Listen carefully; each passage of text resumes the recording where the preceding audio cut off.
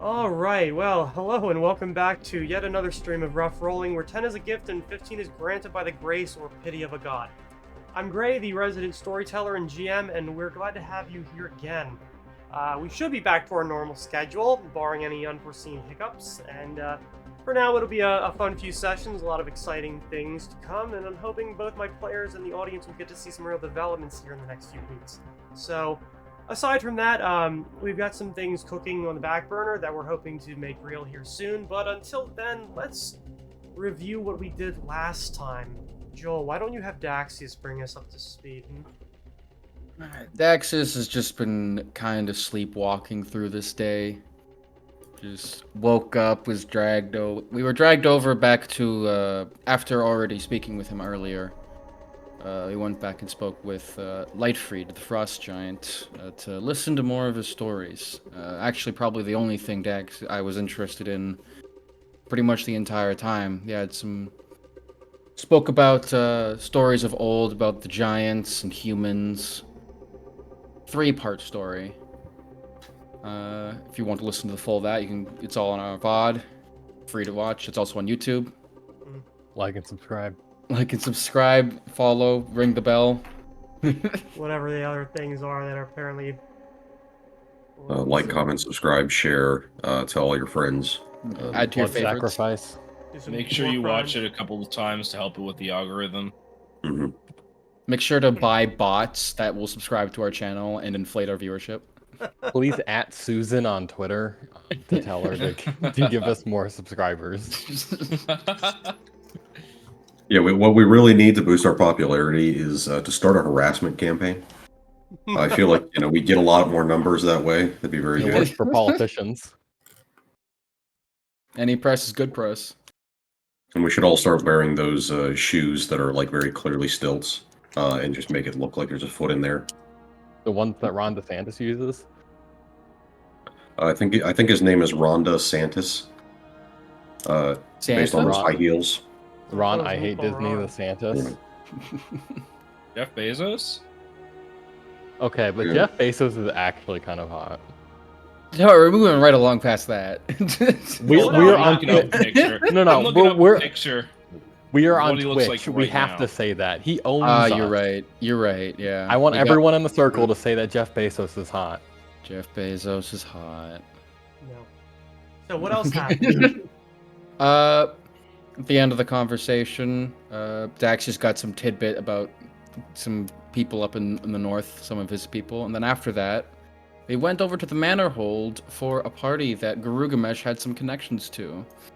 Most of us, except for Vic'Talion, decided to head over there and schmooze a little bit, and butter up the Daxius. locals, see if we can get some information. What was Vic doing in the meantime? I don't actually know what Vic was doing. Vic was off. He was fucking around. We We don't recapped care. it in the chat. Yes, Well, I don't somebody think did. that's what he was actually doing. Oh, For all Daxius is aware, Vic'Talion went and just went to brood in the Lion and Lady or something, or in the library. I don't know if he mentioned where he was going. At least I didn't catch it. But we had a party at Palace von Wollenstone. Grugamesh got talking with the what was the man's name? Willenstone. Wollenstone, right. Well, I didn't. And we met a first name. suspicious wizard. We did meet a suspicious wizard. There was a guy in a serpent's mask that I tried to peer into the thoughts of. Didn't work, followed him, and I lost his trail, but that is something to put a pin in. Tried buttering up to the to von Wollenstone, but kind of resisted a lot of our attempts, and so eventually we departed for the night, heading over to the Tar Barrel Carry for the rest of a night of revelry. I think that's where we left off. That is indeed. So, Right, With so you I guys- need to do a little bit of shopping. Mary. Oh, are you talking about You, paying me back? No, I'm not gonna drop that, just so you know. that's fine. So, with you guys having finished with the, at least for your time at the Masquerade at the Von Wallenstone estate, you guys actually do head out. I know Giru was the one that wanted to do the tar barrel carry, and I think he's the only one that wanted to do the tar barrel carry. Yup. I'm more than Um, fine to watch. Specifically, Sven Strength. is staying at the party late. Yeah, that's right, because you were schmoozing and ingratiating yourself with the local rich weirdos. Yep. All right. And then So, if you listen closely to the background of Birch's microphone, you can hear exactly what that sounds like. What kind of things Yes. are you doing with this rich weirdo? Foot stuff mostly. Doing No. shots with Pocket Cat. He's Okay. just schmoozing Yeah. with the rich people, just like telling stories, ingratiating himself, being friendly and making connections. whatever you want to call it. Is the Mhm. Denny syrup off the table? I mean, I'm worried about it getting stuck in Ben's paws, or is that not an issue? Is there some Anyway. Denny's? I'm gonna want to press the digitation just in case for that. But I will say that Sven is kind of acting. He's not a noble, but he's acting kind of like maybe a knight would. Not like all honorable, but like someone who isn't a noble but still expects to be treated well. If that makes Like Garrett. sense. That's Nah, kind of how he's- Garugamesh acts. He's just somebody with high standards right now.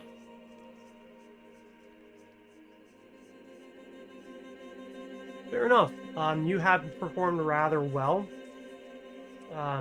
So you were able to mostly, I guess, enjoy yourself over the course of the night. Whenever you leave is whenever you leave at this point.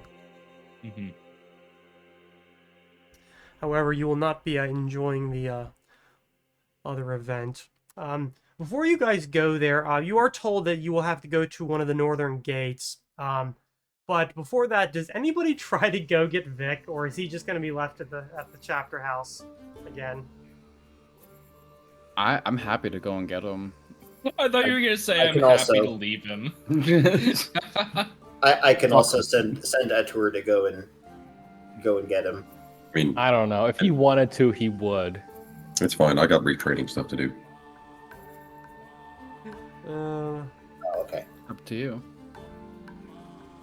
No, but we should seriously. Someone should go get Vic. I mean, You if want it's to easier, go- we can say that he just met up with you guys afterwards. Sure. Get to. Sure. Sure. Yes, and. Let's keep going. Alright. You, alright. Well, I mean, you would definitely be made aware of it, and plus, I think you were already schedule-wise aware of it as well. So, it's up to you. As the prescribed time comes around, or probably a little bit before that, so you can get there in time, you arrive at the northwestern gate.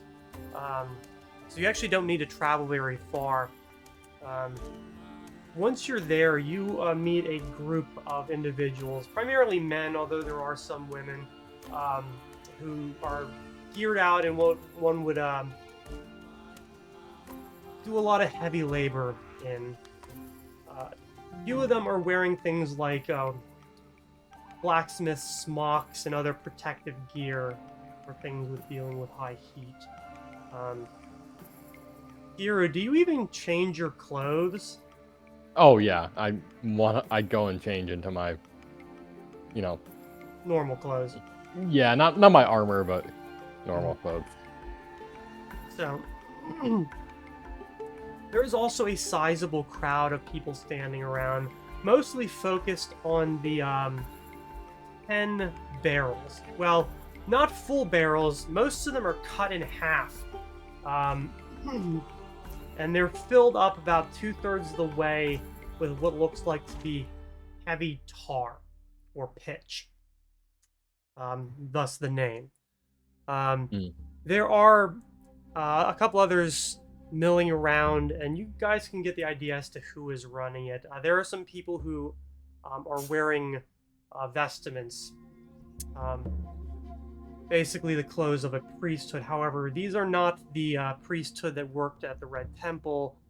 These actually seem to be to belong to the Temple of the Blessed City, so most likely the priesthood to Azarian, who is the god of cities and civilization. Mostly younger, working around. However, the one person who seems to be maybe running the show, depending on the deference that is being paid to him, is an older gnome male. A call comes out of those who are participating to come over, and I'm assuming that you obviously do. You and 9 other people gather around near the city gates, and a few of the priesthood kind of size everybody up, and they seem to find everybody to be acceptable in whatever it is that they're judging you all on. Finally, one of the younger men says,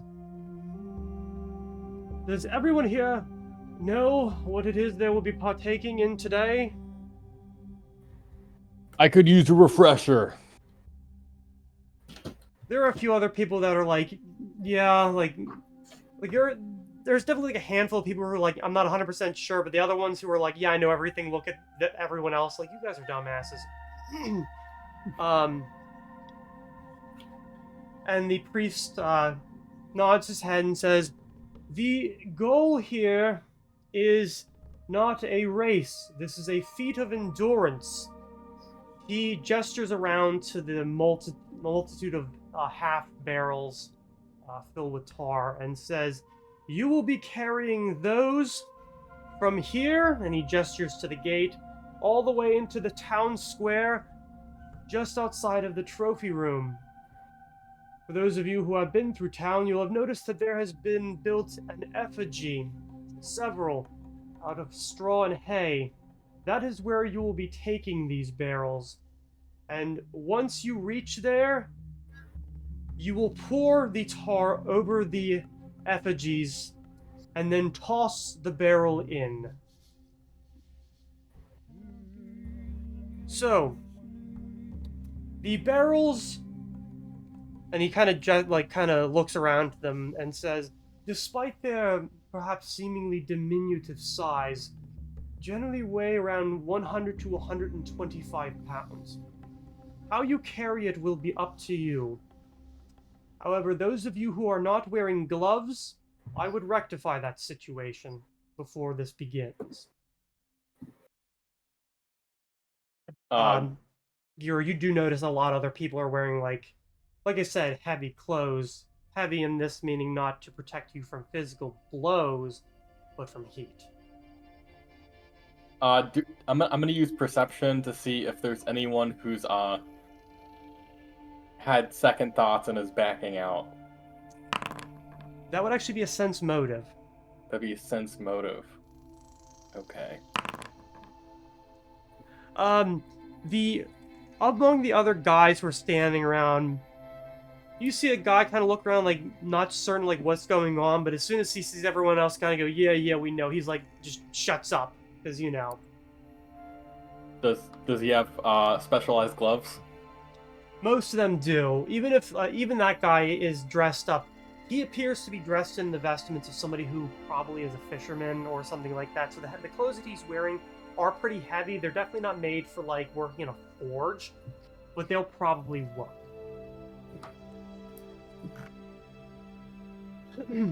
How?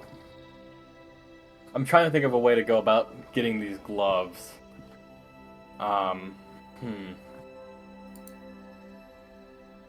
I'm gonna go up to him. "Fella, look at me, and I know if you know who I am, I'm going to offer you 10 gold for your gloves. Just kind of been shadowing Gilgamesh, and I just like tap on his shoulder. You don't know how much 10 gold is worth, right? It's nothing to a man like me. It's everything to a man like me, and you're just throwing it away like it's nothing. I'm kind of insulted by proxy. You will have some time if you just want to walk somewhere else to get something. Oh, okay. There's then I'd like- there's stores open. Sure. I would like to go buy a pair of heavy duty gloves then. It'll cost you like a gold. They're definitely A gold. something that a professional blacksmith or redsmith would wear. They go like basically all the way up your forearm. Mhm. And by the time that's your back, it's not very far. There's a decent amount of shops along this area. You see that they've set up like a little bit of a kind of a stage, and you see the Nomish man. He's dressed in clothes that are definitely like pretty nice. Whoever he is definitely higher up in the I guess hierarchies of the church. Mostly whites and blues, some browns in there. And he gets up, and as he does, he kind of like raises his arms. He's pretty kind of creaky because of his age. Like you can tell that he's probably. I mean, gnomes do live relatively longer than humans, but they're not immortal. They're not even as long-lived as dwarves. Generally speaking, they might hit 200, and might is doing a lot of heavy lifting in that sentence right now.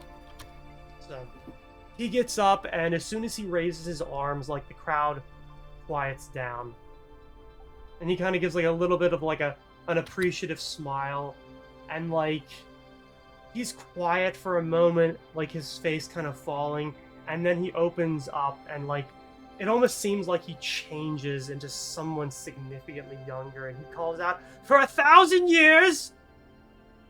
He looks around to make sure that everyone's quiet. "We have performed this ritual to keep in our memories the dozens, if not indeed hundreds, of children and younger people who have been kidnapped and killed by the Fae who inhabit these woods, or used to. It has been 1,000 years since the Inquisitor Rhys Tarkin came to the city to help us deal with the foul sorceress Eliana, who, not caring for the humans of the Empire who moved into this area, who cut down the trees, who hunted in the woods, who grew families and livelihoods, and decided that in payment for what they had taken, she would take their young. And just like then, we will honor her and their memory in the same way that Tarkin did all those years ago." He moves to the edge of the stage towards where the barrels are like lined up, gestures out and says, "My good fellows, you may step forward and pick up one of the barrels. You may carry it however you want. Whatever will make it easiest to cart it the 1,500 feet to the square." I walk up to the barrel, and I put my hands around it, feeling. I think I'm gonna go.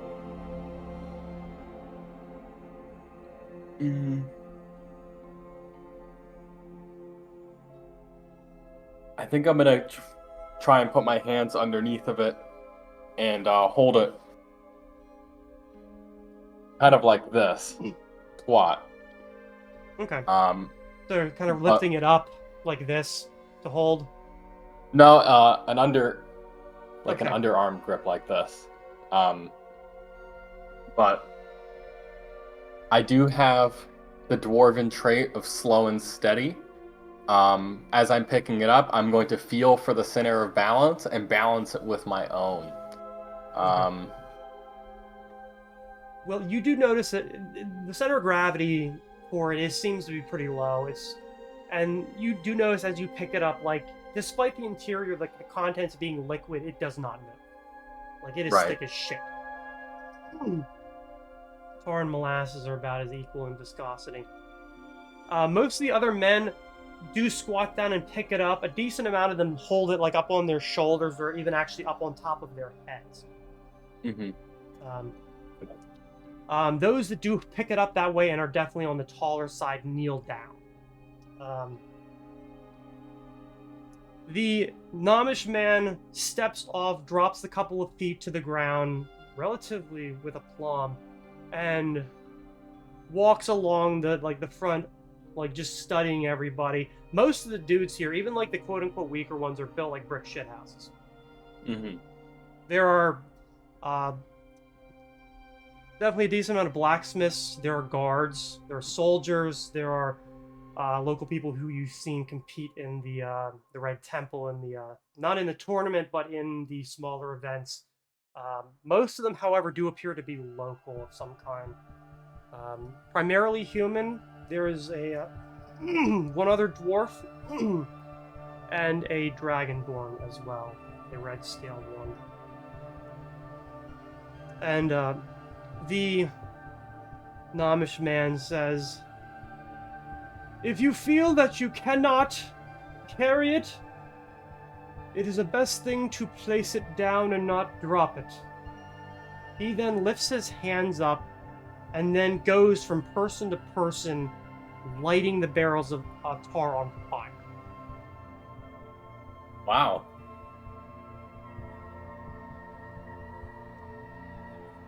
He once the barrels are lit, everyone stands up. The Nomish man backs up and says, "Remember that this is not a test of speed, it is a test of strength. Perhaps half of you might reach there. We shall see. At your leisure, gentlemen." He reaches up, snaps his fingers, and vanishes.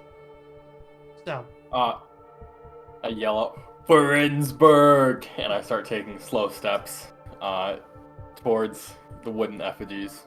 okay. Give me a fort save.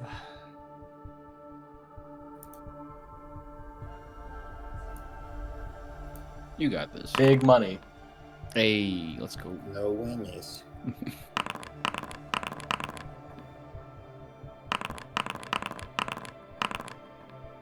It's a lot of dice. Mm-hmm. A lot of other dudes. So Greg, I'll tell you my strategy now, because I don't know how you're doing dice rolls, but as I'm carrying it like this, the point of stress will be on my hands, and when he said don't drop it if you, or don't try and hold on to it if you get tired, but if Garugumesh's hands get tired, he's going to then transition it up onto his shoulder, like others have done. Okay. So that way, he doesn't fatigue his entire body at once. Okay. You, I would say about half of the group starts off pretty damn strong. Like, most of everyone is moving slow. Some strain. The crowd around you is, kind of calling. Half of them are pissed drunk. Like, you can tell that. Those of you who are standing around can fucking tell that they're all drunk. And it is a slow, grinding, and yet at the same time, almost quick-paced thing. Despite the weight that you and the others are carrying, everybody seems to have a very clear goal in mind and are moving towards it. Glacially, sure, but direct. A few of the others definitely fall behind. Some people kind of struggling to move and balance the weight. I think a lot of them were expecting, because it's liquid, to move, and quickly learn that tar does not do that unless it's hot already. Is it going to is it going to continue to liquefy the longer it's on fire? Mm-hmm. Yeah, Anyways, Garugamesh is going to account for that. Okay. Hopefully. The first leg simply goes down to where the main road starts leading into the square itself from the northwestern gate. It takes you past the park outside of the Shrine of Athisius and right towards the Blue Flame Tavern, where a lot of people have gathered because, you know, it's a tavern. It's 10 o'clock during a festival night. There's a lot of people there, calling and screaming, hanging out of the windows. I would say you and about 5 others are keeping relatively abreast of one another. Yeah, breast. Give me another fort save.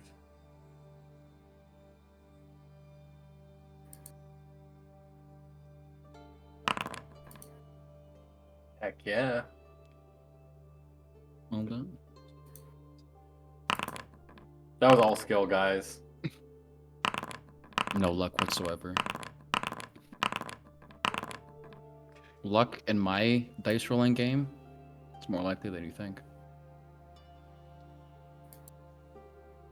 So, you and one other guy, kind of a hulking-looking guy, dressed in the colors of the guard, so primarily silver and black, are pretty much keeping near the front. He's keeping a little bit ahead of you, but that's not much by comparison, considering the event. You guys pass the Blue Flame Tavern, going towards the Silver Core's offices, and you hear the crowd suddenly go, "Oh!" Those of you who are not participating see a guy trip, like near the back, and the barrel goes down. Thankfully, it does not crack, and because the interior is not liquid enough, it doesn't spill out, but people rush out to make sure that it stays upright so that doesn't change. So, and then there were 9.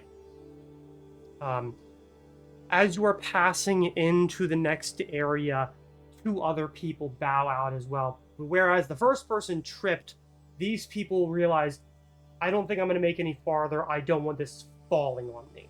And they place it down. There are some calls of like, oh, but that one seems to be a lot less like, oh, you didn't drop it and fuck up. Like, that's not as fun. NASCAR's not as fun unless there's a wreck. Fun fact, no one has died in NASCAR since Dale Earnhardt. Nope, they're fucking shockingly safe.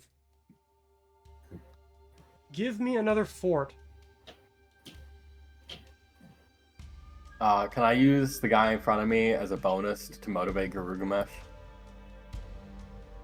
I will give you a +1. Hell yeah. I'm gonna need all of it. Still not bad. Okay. So, the next leg takes you past the Silver Core's offices and towards the next square. This is definitely a longer of a leg.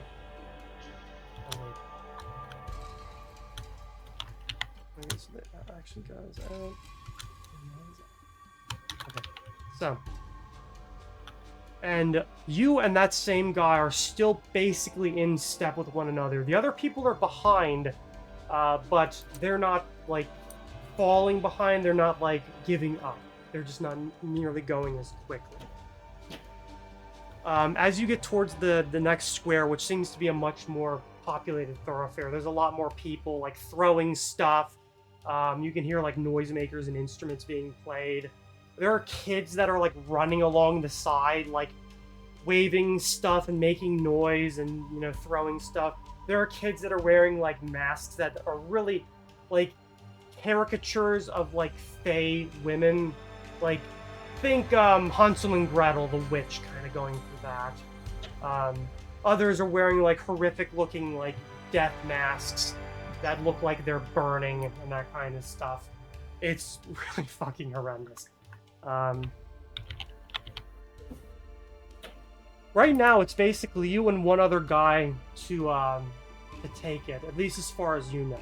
The rest of you can see that there is another guy relatively close behind him, and then the remaining 3 are trailing behind that. Give me one more fort save. Dang. Garugamesh is losing steam. Yeah.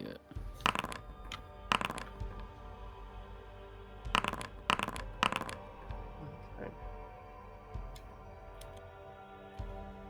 All right.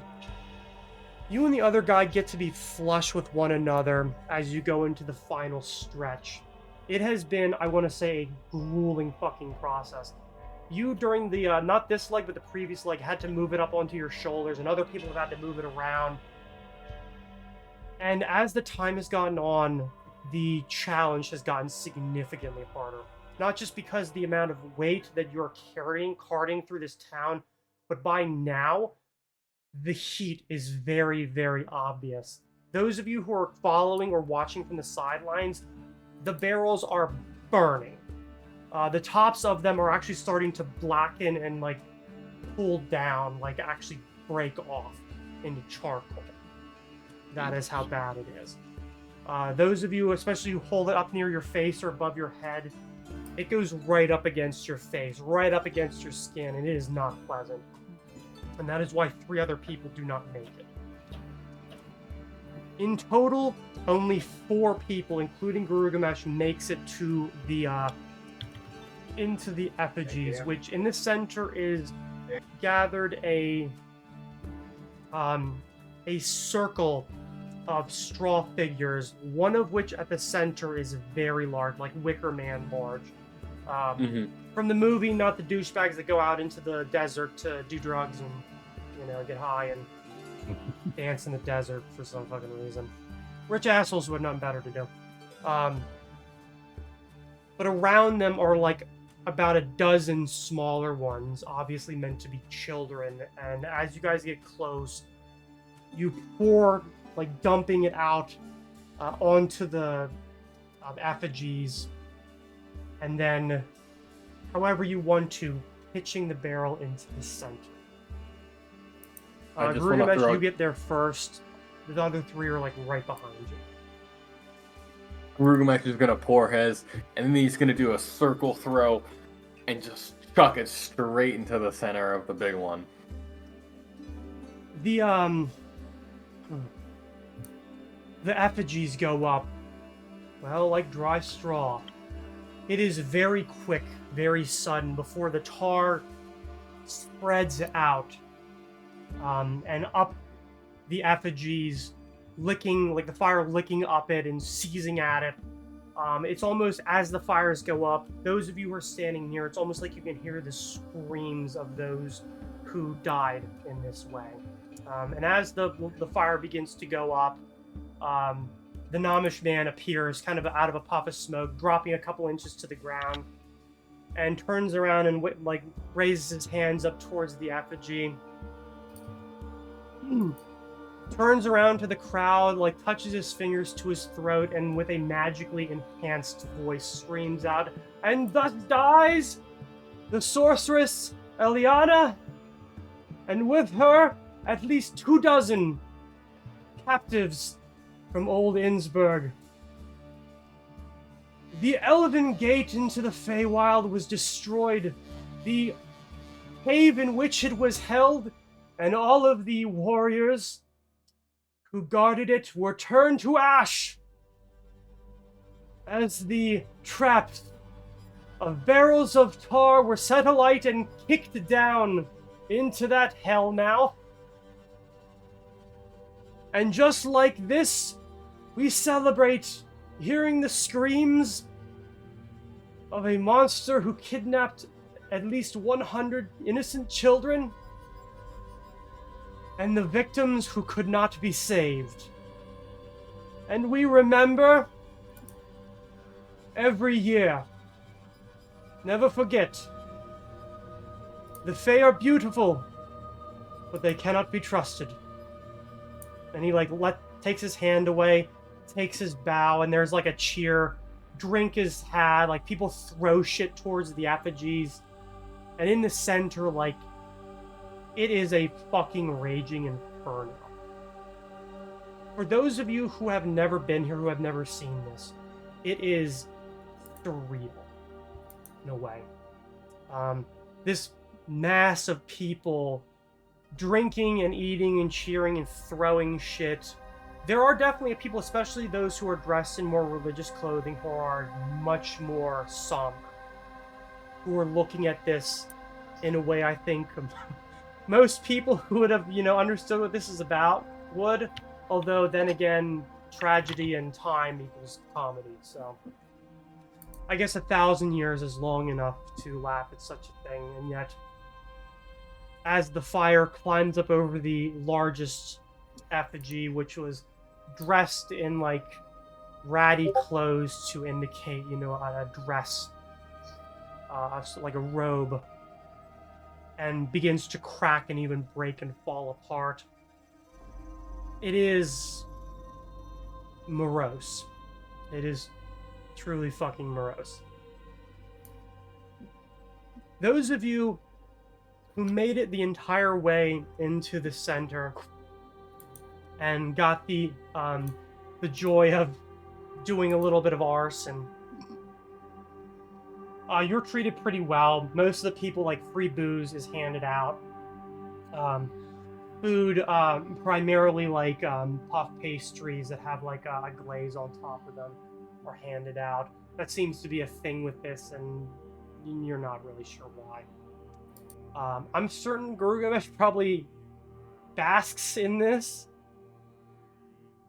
Yeah, pretty much. He's looking to get his hands on some of those puff pastries. So I think he's more looking for a food stall than whatever else is going on. He worked up an appetite. The rest of you, how did you perceive all of this? I wanted to go ask Daxius what he thought of it after I got some food. Daxus is just chilling on the sidelines waiting for you. So, was that a little strange to you? When he started talking about why we were carrying tar barrels, it was a little shocking to me. Yeah, I can't say I'm,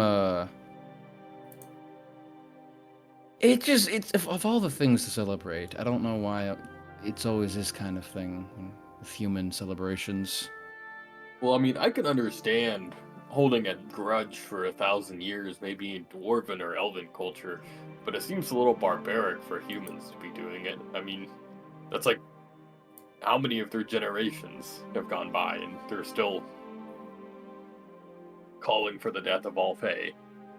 Yeah, well, if you ask me, one, it's not totally unfounded. The Fae, he is right, the Fae are fucking dangerous. But, just, it seems like to me that humans don't really seem to put that as much thought into it as other races do. Just, they'll take any excuse to party, even if it's tragedy. Fair enough. I've been in enough cities and seen enough celebrations like this that it doesn't faze me as much as it used to, but... What's the most shocking one you've seen?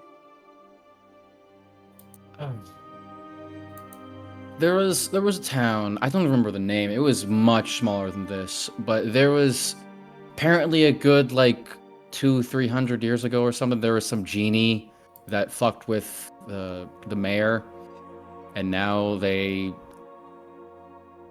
just get, a bunch of, stuffed things that look like genies, vaguely.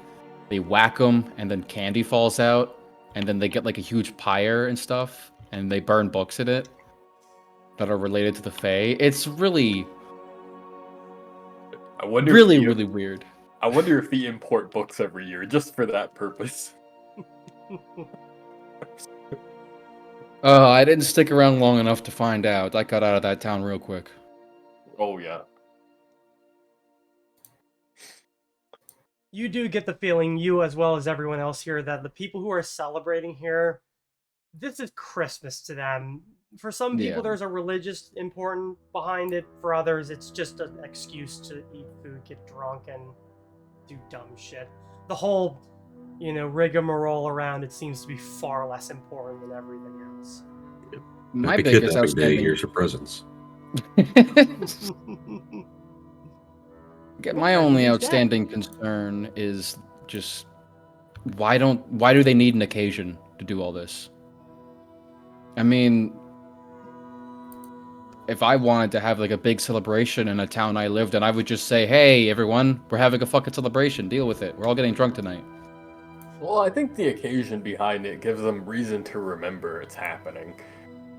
Because it's a little easier to remember the Burning Man versus just the yearly celebratory party.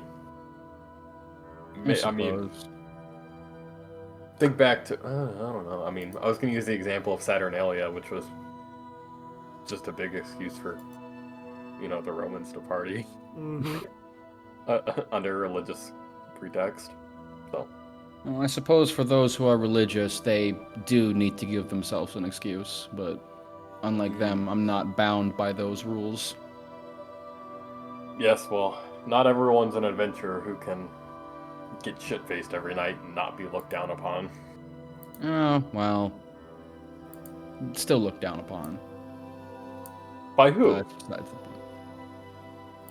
Well, no one right now, but as soon as I, go back to normal, just kind of comes with the territory of being, not an ancestor race. Right. Inheritor race, I think, actually.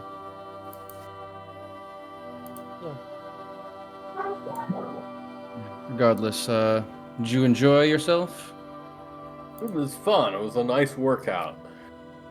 My muscles Good. are screaming. Don't your kind have a saying, something like "no pain, no gain"? That's accurate. No pain, no gain. I have no idea what it means, but yeah. It's kind of like when...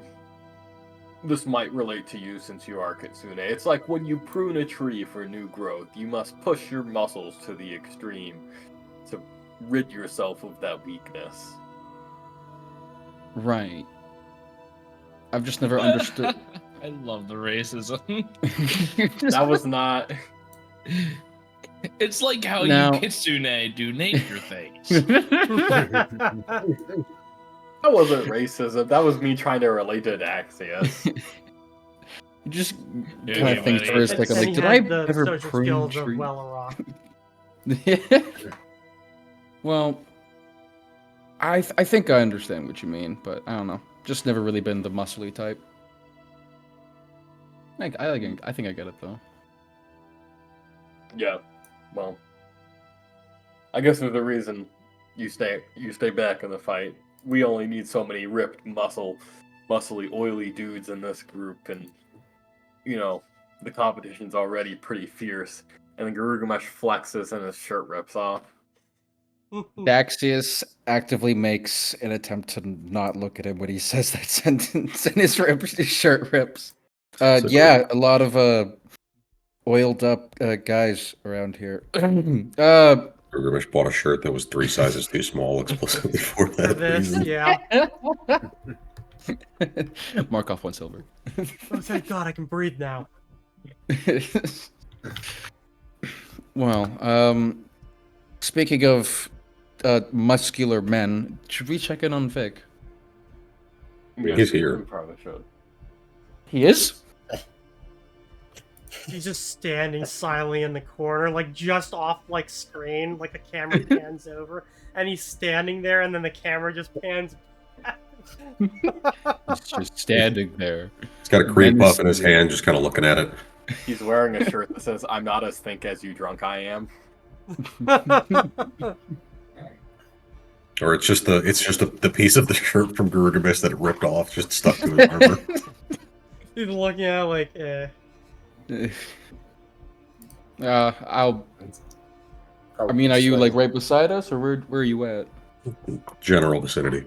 All right. There you are. Welcome. I didn't see you there. As well. Didn't want to miss out on Gilgamesh's showing. Oh, did you? Somehow. You saw it then? Somehow Vic returned. I've been here for half an hour now. Oh. Well, better here than the party. It was rather boring. Yes, those types of things are a bit outside of my comfort zone, I suppose. I got us some good loot though, or some good gold that we can split up. Fuck yeah, that's always music to my ears. Oh, yes. I should inform you, Vic. We did. Gonna scan around. There was a guy at the party. I use my, the spell that I know that I will not mention because we're in a crowd. That I imagine. can, yeah.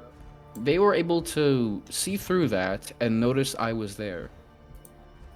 I will be right back. I still have my mic on though.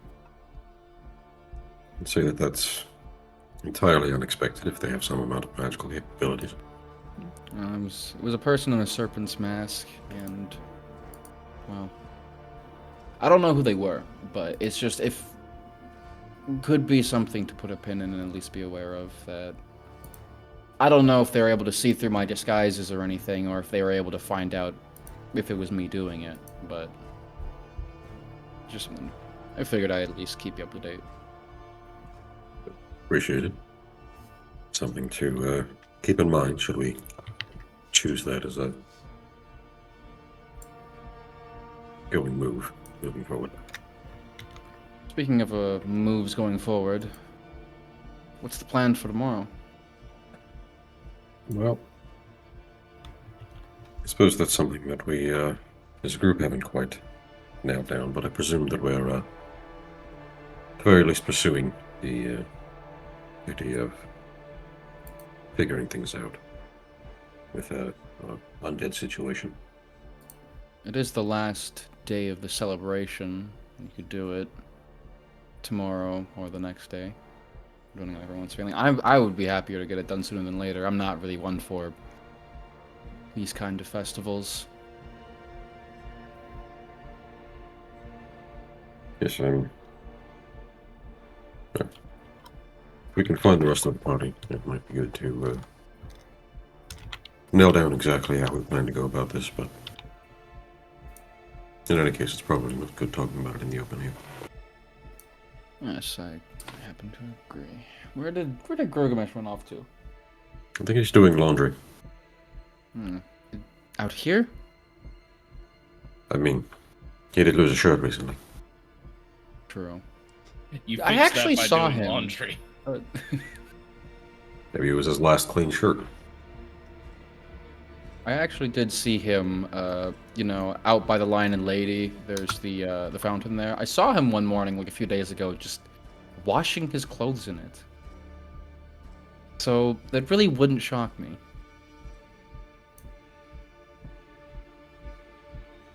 Well, that sounds like him.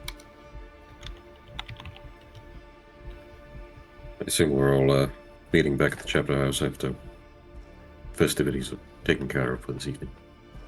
I've got nothing else to do. Yeah. Ah, there you are.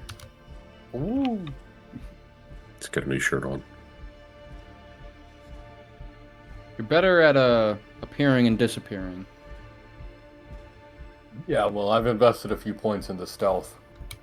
Points? What? What do you mean, what? You don't see all your attributes on a nice little spreadsheet? Yeah. What? Have you ever seen the show Sword Art Online? No, I can't say that I have. Is that like a new musical or something? It's probably one of the worst written tragedies I've ever had the pleasure of experiencing. Is it a tragedy in the fact that it's like got like bad shit that happens to the characters, or is it just a tragedy in the fact that it's written in the first place? Both. The main character gets trapped in some sort of hell world, but then every time he encounters a woman, they are instantly entrapped within his social circle, and lots of weird stuff happens to them. Like one time, the main female lead just got groped repeatedly on page out from the by. conversation. Yeah, it is a tragedy. Everything fades away. That's like in reality game. ends. Like the entirety of reality starts melting. Is this Sven's new play? Mm-hmm. Yes, it's called The King in Yellow. Sword Art Online canonically exists That's a within Gray's universe. Well, that's one way to put it. I guess at least the three of us are headed back to the chapter house. Not the rest of them. Yep. I'll head back too. Yeah, I don't know where everybody is. We might be waiting on I Sven assume for a around. bit. And He is at is- the party right now, but I I was don't gonna know say, how long Sven he'll just be. gonna stay there basically the whole night? I think probably until it's over, honestly. It'll probably end at about midnight. Does someone want to go fetch him, like, even briefly? I mean, we can always send talk, that to and her. that works. I would rather not be within a 100-meter radius of that place anyway. Do you think that's we'll be able to get into a party like that? That's a good point. He's very small and he flies. I assume they won't bother him. It's also Hmm. mostly outdoors, so. Well. Hmm. Yeah, he's able to go. Sven, I figure at this point you're just doing as you have been doing, talking and. So Yes. Sven actually wants to learn about how to get a last name. Like what the process is, if he can like get a title, nobility, or stuff like that. Because I imagine in this time period, people don't really have last names unless they're somebody. No, actually, And, more and more people do, especially in cities like these, simply because the amount of people who are here is greater than the amount of, names and whatnot. Now, for like non-noble or non-landed people, a lot of the names are very simple. Obviously, like Smith, Fisher, things like that, Fleischer are very common because they're just you're Jim the Butcher or Fred the Tailor. Like that's just or named after a geographic location or the street that they live on or something like that. Yeah. You ask people though, some of the people think that you're joking when you ask that. Sven's never had a last name. And when you like indicate that you're not bullshitting, they're like, well, you just, take one. Tell enough people that's what it is, and, well, who are they to say otherwise?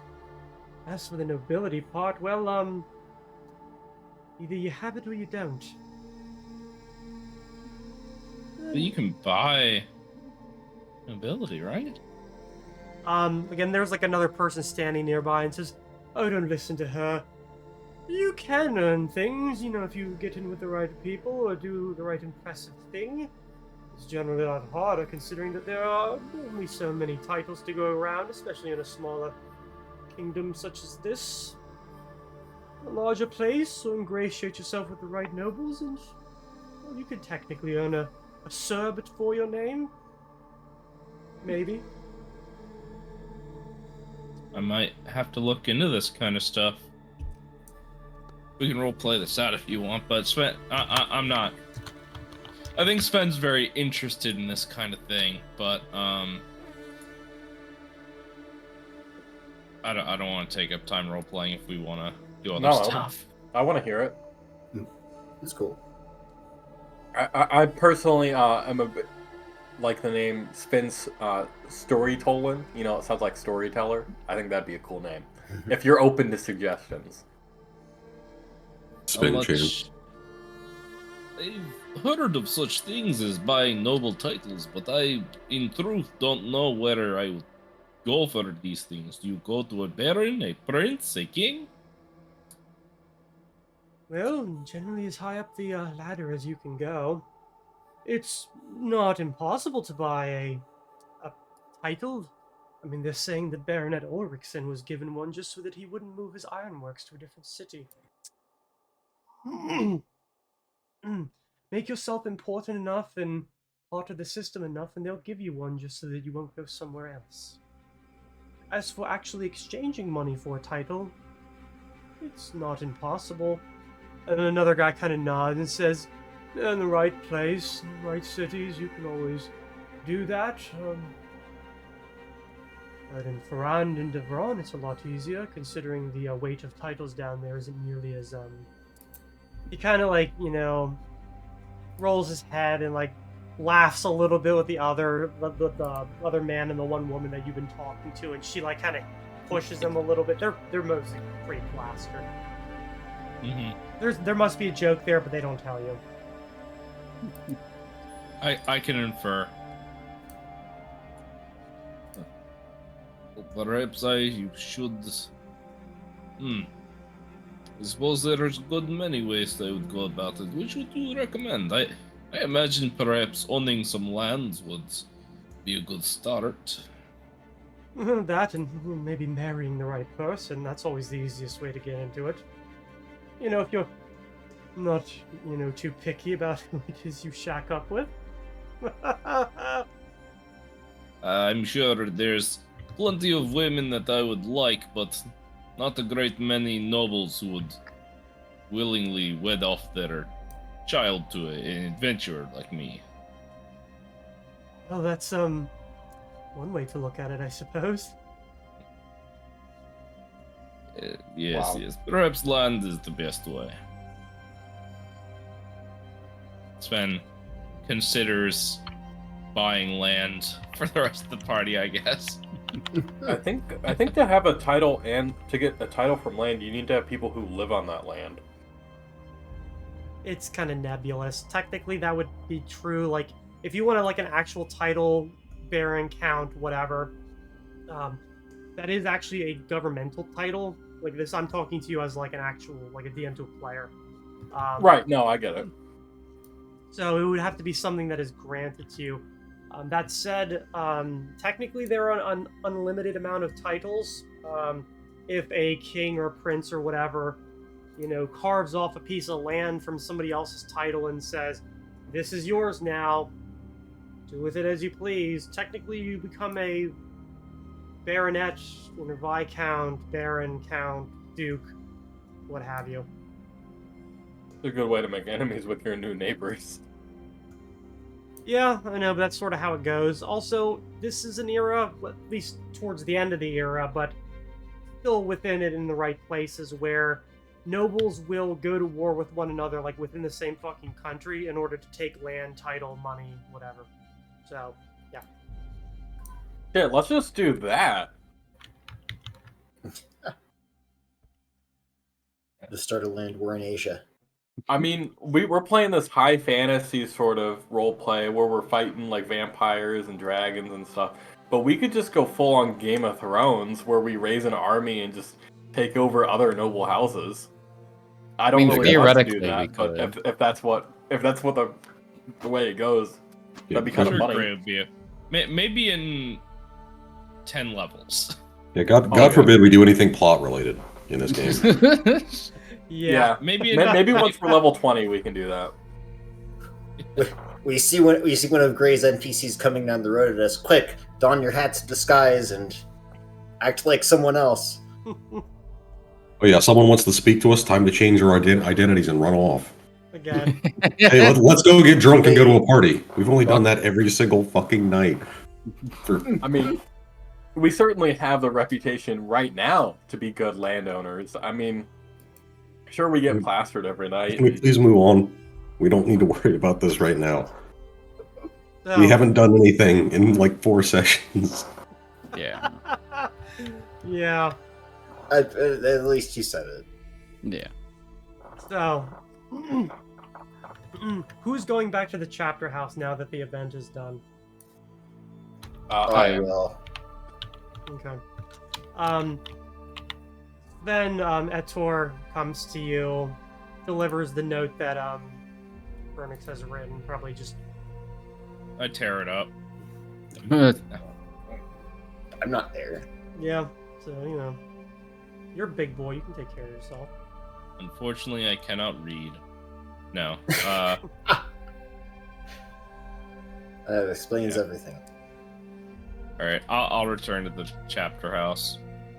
Okay. So, everyone is going back. Mm-hmm. Okay. Oh, with everyone back at the chapter house, now would be a good time to split up the proceeds from the sapphire amulet we sold. Okay. Um, So, I'm assuming you guys are gonna sit there in the common room, do a little bit of. You can split it up however you want, but you're gonna be there, talking. I'm assuming. so if we split it up evenly, it's 900 gold each. But I was wanting to take an extra 500 gold for my craftsman skills, which would be 800 gold for everyone. I mean, that I'm doubles up how much money I against- have now, so I'm fine with that. I can't complain. I get free money. Yeah. Okay, so just everyone at 800 gold. If there are no objections, I'm willing to hear any of all objections. But Fuck yeah, I'm double as rich as I was like 5 minutes ago. cool. So that's been sold. Mm-hmm. Thank you. Yeah, we need to start a charity for Daxius. Yeah. I think he's running one. There are like 8 people living there. Yeah. Set up a donation pool and then spend it on a $50,000 animation. not even one that's good. No, it's like it's like explicitly traced and uses a song that's just like the only good part about the entire thing. It's just the Evangelion opening. Yeah, make it like implied sexual encounters, but not actually include anything sexual, because that's too hard to animate, and they can't just trace that. Yeah. Yeah, because they wouldn't know what it looks like. No. Alright. Anyway, Where are people, just for reference, where are people bedding down for today? At the chapter house. Probably Yeah. head back to the party house, actually, the Dax house. correct house. Yeah. Is the dinner tomorrow? Yes. Yes, I think it is, yeah. it's during the finale, I believe, or the what do Fireworks. they call it? Fireworks show. Yeah. Things can only go well for us then. I'll stay at the chapter house. Look after the horse and everything. Okay. Actually, I think the horses are still at the. They might be at the Lion and Lady still. Yeah, I believe they Okay. are with the Vardo. Oh, it'll be fine until the morning. I mean, I assume we've paid for. Yeah. boarding. Yeah, It's been so long, I can't remember. I know. 5 days ago. Just wondering, what are the consequences if I were to stay up 8 hours? What point of exhaustion, or is it 2? Because you haven't I slept don't- today.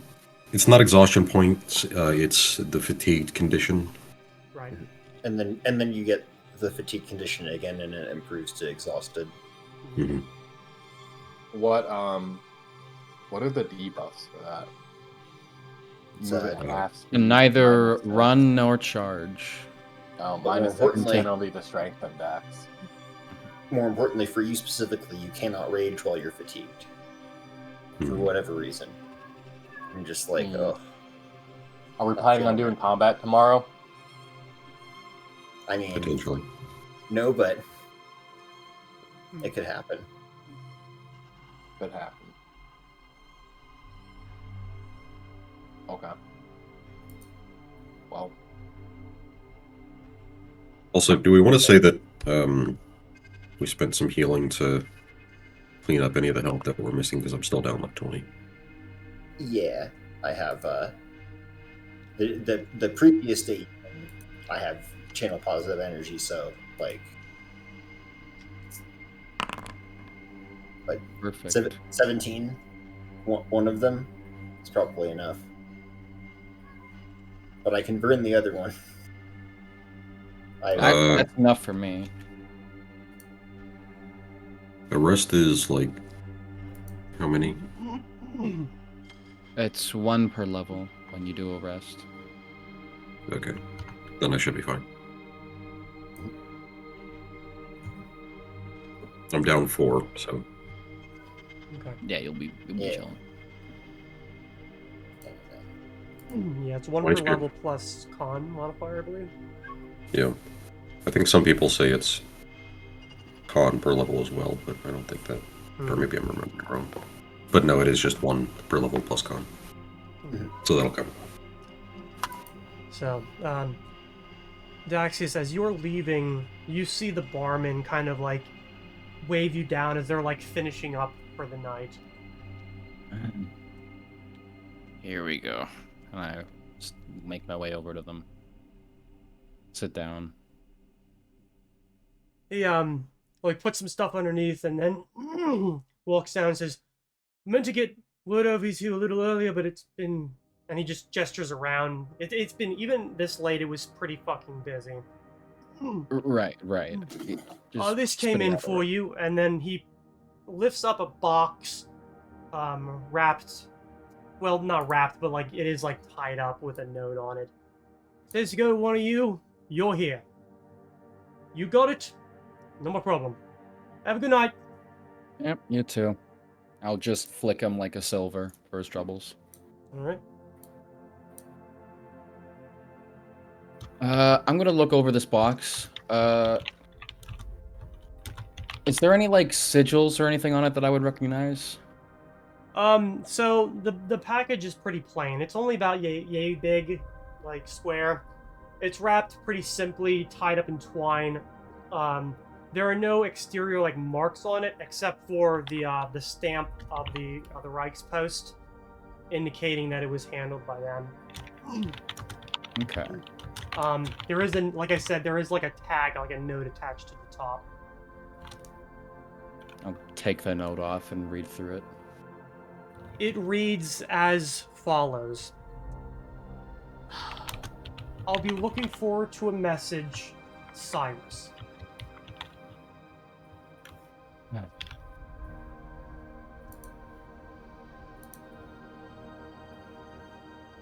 Yep, figures that's all. Just will crumple up the letter into my fist and then just stuff it away in a pocket. And I'll open up the box. What you find inside are 3 things. The first is like a little bit of paperwork. Another one is another note, and then the third is a stone, maybe about yay big. Kind of an iridescent color, smooth the entire way around, shiny.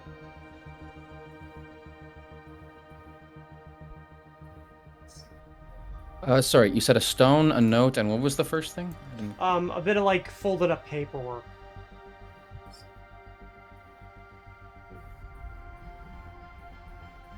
Alright. I'll look at the note first.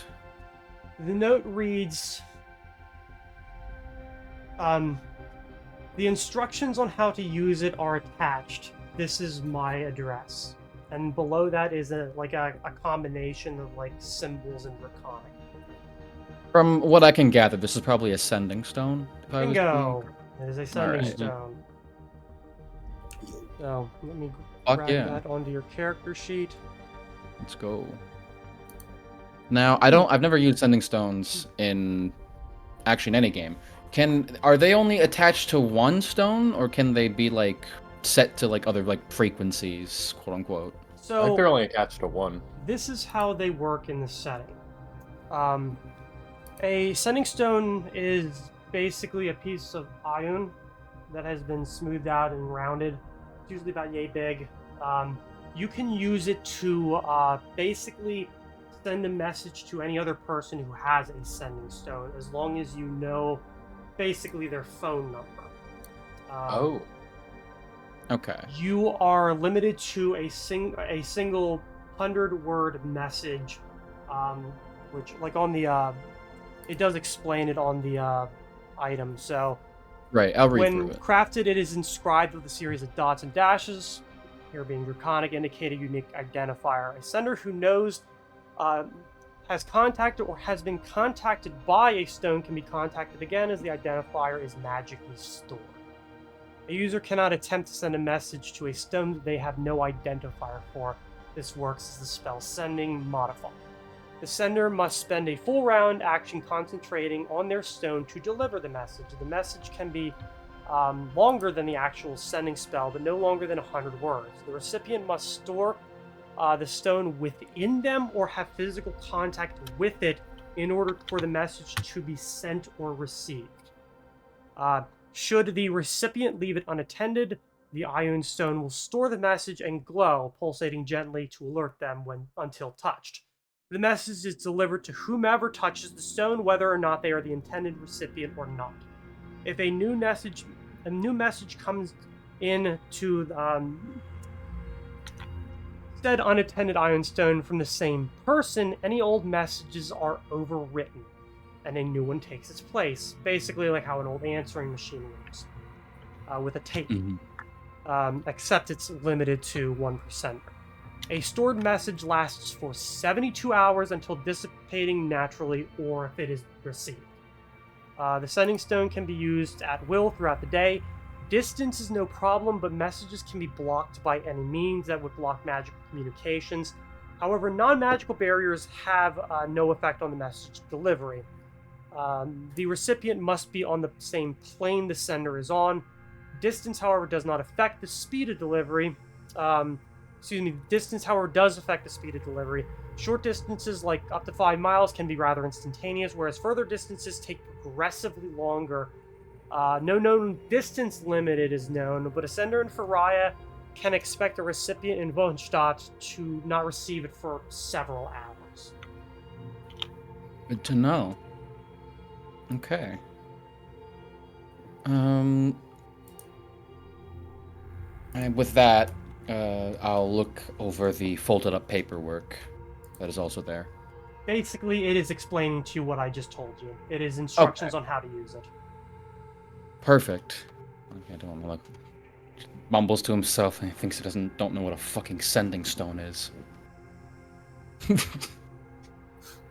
He did. Joel, sure as shit. This is awesome.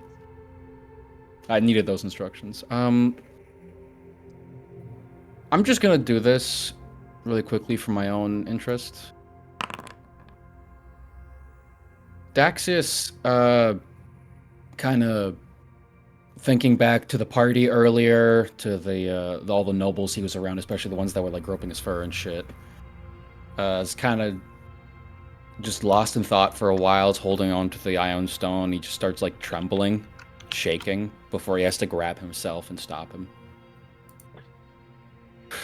Takes a deep breath.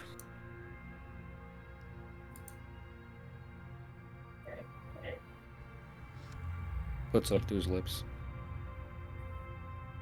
Swallows it. Sorry.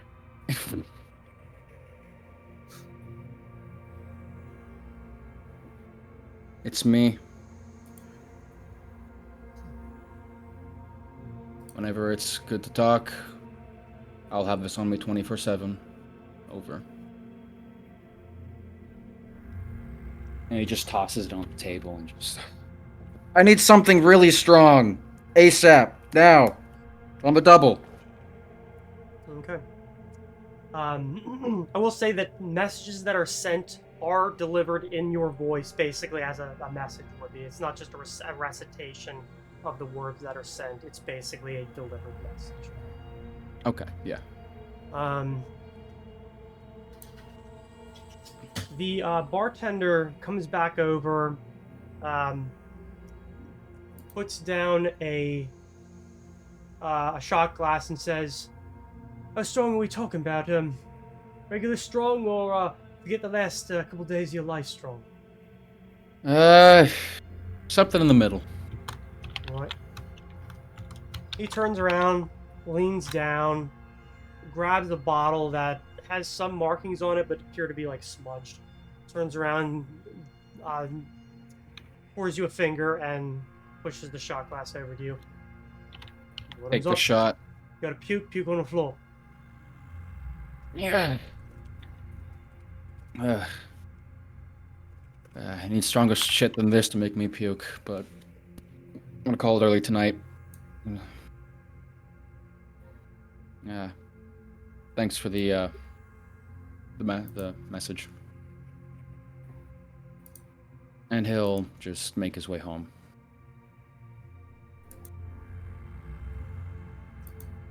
Okay. With that, I guess you go back to the house to rest up for the night. Yeah. I assume that half the party is functional alcoholics at this point, right? Yeah, Who I mean, isn't at this point in like history? yeah, that's not necessarily an uncommon thing considering. I mean, I realize we do have like magic that can purify water and shit in this, but when it comes to fantasy settings, we're kind of There's the only difference is, are you a drunk or are you an alcoholic? I'm an alcoholic. Daxius will say that much. I mean, what does daily binge drinking qualify you as? A drunk, probably. A drunk, an alcoholic. Yeah. Pretty much. I mean, I would really only say it's Safe, probably Daxius and Sven who are the biggest drinkers. I don't think Vic'Talion and sorry, I'm blanking on Fernix's name. I don't think they're super big drinkers. Yeah, No. about half the party. Not usually. I mean, the first- coffee. Ben does it socially. I mean, the first time you ever met Daxius, he was drinking himself under the table. So. We're just singling you out as Yeah. the functional alcoholic of the group. You'd be pretty on the nose, yeah. This is your intervention. Oh god, oh no, I knew this day would come. Yeah, you don't drink enough. We need to get that number higher. Oh fuck yeah. Now you're speaking my language. Yeah, 40% is weak shit. You need to keep getting some higher stuff. Yeah, we need at least 80%. I got this 2-liter bottle here. You're gonna need to fill that up. Get it done by the end of the day. woof. Oh, done. Give me an hour. Yeah, that would probably kill you. Yeah. Yeah, it would. If you got halfway through without dying, that'll be a shock. If you got a quarter of the way without puking. Yeah. Anyway, Yeah. If you got halfway, I think there'd be some doctors that'd be very interested in talking to you. I Or, mean, you your may not be. parents when they buy your corpse. Yeah, I mean, they wouldn't. They would be talking at you because you wouldn't be conscious enough to form a coherent sentence. Or I alive. assume. Anyway, You head back to the house. How much longer do you stay up? After getting that, I stay up like 2 or 3 hours longer, just reading more of that book, failing to understand it more until I eventually just fall asleep in my bed with the book in my lap.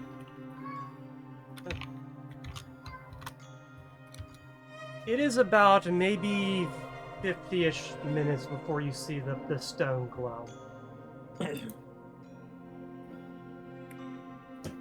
Could pick that up now. You're gonna leave him undelivered like that?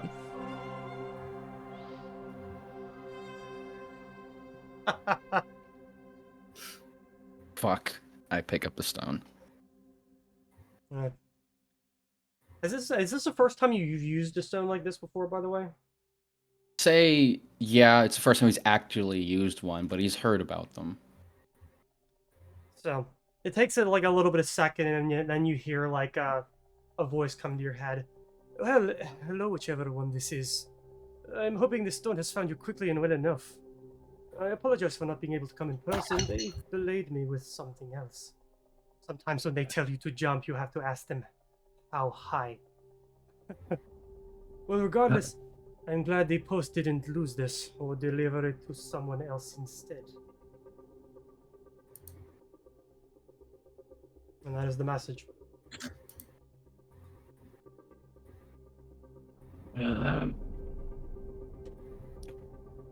Glad to hear back from you. I hope my message did not disturb your slumber. And I hope that I find you in good spirits.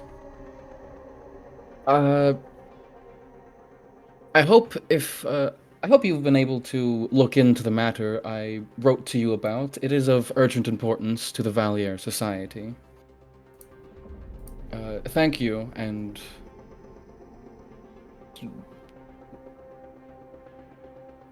good evening. Mhm. Just drops stone. And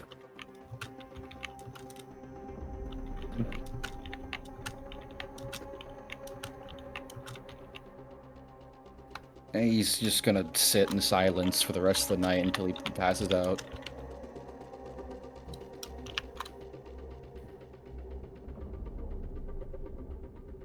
Unless there's another message. There will be. I'm just because there is a word limit. I do type things up to make sure that I stay within it. Right. Please don't message back. Please don't message back. Please don't message back. I'm so glad that it's a word limit and not a syllable limit. Yeah. No. Oh yeah. No. No. You must deliver your messages exclusively using haiku. Well, shit. Is it iambic pentameter? Every I single mean, message could has you to get be, around the Shakespeare. syllable limit just by speaking in an Appalachian accent? You know, where all the words just kind of run together. I like Appalachian. If you, Gray's if you gonna have speak to really figure out a fast. character limit, and then that's gonna be even more of a headache.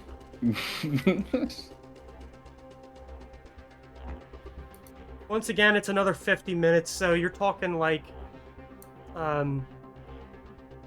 least maybe like 2 a.m. Yeah, I'm just about to pass out.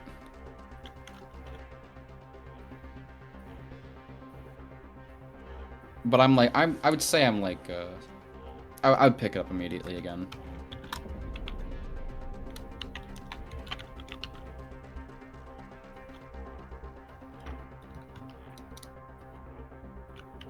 This is the message once again. No disturbed sleep at all, as I am not within walls at the moment. Although I'm a bit confused as to what matter it is you speak of. When I arrived in Lunabrook, I was told by the master of Bannerholm about a little birdie who could tell me where to find a very big bird. But I do get the feeling that you are talking to someone else, yes? My name is Cyrus Rhodes. I am to be training all of you. So, who is this? What? Wait. Yeah, I was kind of confused as to how you were going about this, because it did say in the note that it's like for everyone in the group. So I didn't know if this was like a personal thing that you had thought Oh, going I on. thought I didn't catch the for the group thing. Yeah. I thought maybe I you had thought- someone in your backstory named Cyrus. Yeah, I didn't recognize the name immediately, and that's what I assumed it was, but I didn't know. There's definitely egg on my face. That happens to all of us in this group. Was it Daxius. Cyrus? What was his last name? Rhodes. Rhodes, as in the Colossus of. I wish I could have seen that. Wow. Daxius takes some time to just like put his hands in his face and just go, "You're a fucking idiot," and then picks up the stone again. I apologize. I mistook you for someone else with a similar name. This is Daxius speaking. Currently, the rest of my troop is asleep at the moment, but come morning, I will make them aware of this delivered message and that you should be arriving soon, I assume. Hopefully your trip is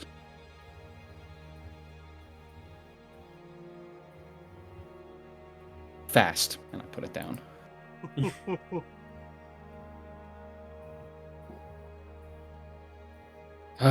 And with that, I'm just gonna. I guess if there's another message, I'll wait for it.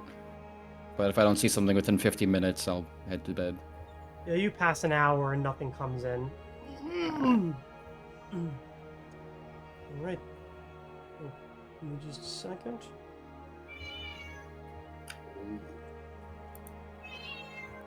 Meow.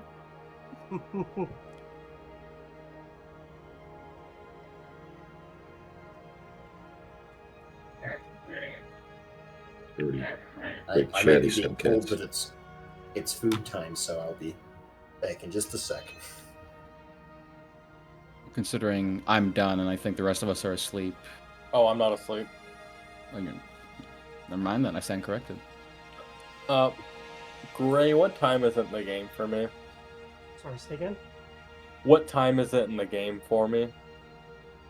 Well, when this conversation ends and he goes to sleep, it's about 3 a.m.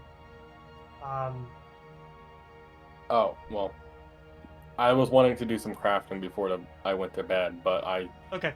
don't know how late. So you would have gotten back at about maybe 10:30ish. Sure. How late are you going to be staying up? I'm not sure what the rules are. How late can I stay up and not be exhausted or fatigued for the next day? Do I just have to get 8 hours of sleep? Yes. You just have to get 8 hours of sleep, so you could technically stay up until 2 a.m., but then you need to sleep until 10 in the morning. I think that'd be fine. So I'll probably do 4 hours worth of work. But let me. I had this open, but my screen is getting all funny.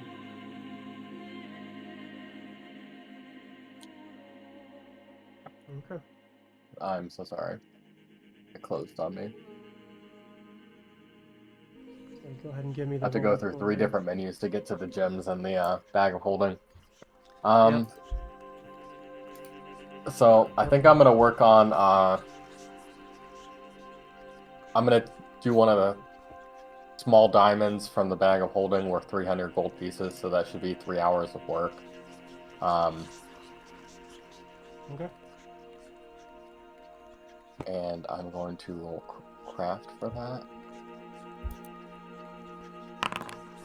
Very good. Okay. And let me look at the rules. Yeah, I'm thinking that's a pretty good success. So that adds, oh shoot, the DC was 15, so that adds 70% of the value. Mhm. So 70% of 30, 300 is. It should be 21. So it goes up to 110. 510 gold, which is pretty good. Okay. Alright, and then I'm gonna go to bed. Okay. I was gonna see about possibly scribing a late night scroll myself. I think it's gonna have to be 3rd level. So, are there people selling scroll supplies out late at night? Mm, Just like a little kiosk with a bunch of bottles of ink. No. as tempted as I am to have you interact with something that you buy something from and then turn around and it isn't there anymore, I'm gonna go with no. Okay. Then let's see. How much magical ink did I have? Oh well, that makes it pretty easy. Because I know we didn't want to use up the unicorn ink. I'm just gonna take one of my 1st level spells and be like, I don't know if I needed that Shield of Faith all that much anyway, and make it into a scroll. Okay. And I do need to not fuck up that spellcraft check. I have no idea what the DC is for that. Well, I think I might have just made it. Yeah. I was gonna say I know it isn't It's super high, but yeah. Let's see. Yeah, I was on the pricing.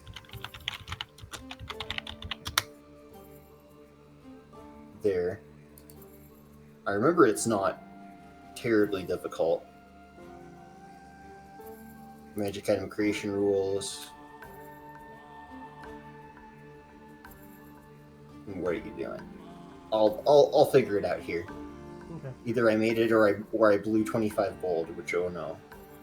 Actually, I was gonna say, I don't think that's a major failure, so you're not going to be like losing everything. it's a scroll, so 12 and a half. Oh yeah. I didn't even get it out of my inventory. Okay. So, who is going to be getting up out of bed the earliest? Vic gets up before dawn each day, so probably him. So around 7, you think? Just early as he can to get while the stars are still out, so he can get his spell refreshed. Okay. Also, just while we're doing some bookkeeping stuff, do we want to just say that I got like what 3 or 4 hours worth of retraining time? I've got Yeah, sure. something. Yeah, it's not a problem. Okay. Anyway, that's it. So yeah, Vic's probably up earliest. Alright, so you're definitely up the first, I'm assuming, and I think who would be up this like the next? Would that probably be Fernix? Could definitely be. Well, those of you who are yet to state that they're awake, what time do you think your character would be getting up? Probably like 10. Yeah, around 10. Might be even later for me. I was up pretty late, like 11, 11:30 at the most.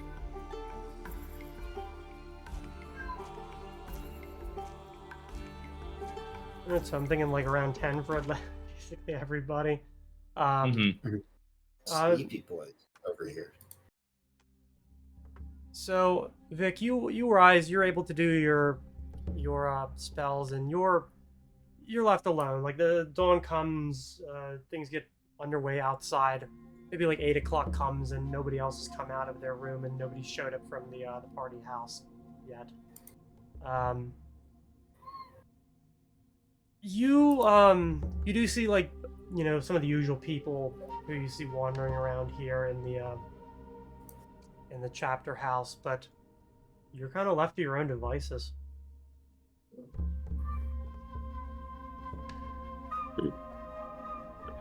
Well, he's got a little time. You might take a quick walk over to over, not necessarily just to the Lutz Manor, but that is the intention. So over to the Manor Hold and just walking around, Okay. and maybe taking a slow stroll past the Lutz Manor, just seeing if there's any sort of activity this early in the morning. So you go around the manor hold. Primarily, things are pretty quiet. A, because of the time of day, and B, because well, rich people do basically whatever they want. There are definitely houses where there's a lot more activity. People who probably work here in the city or have actual like responsibilities. You also do see a decent amount of like servants and other hired workers going about their day, cleaning, doing yard work, taking care of the homes themselves, the streets. You see guards. As for the manor itself, give me a perception.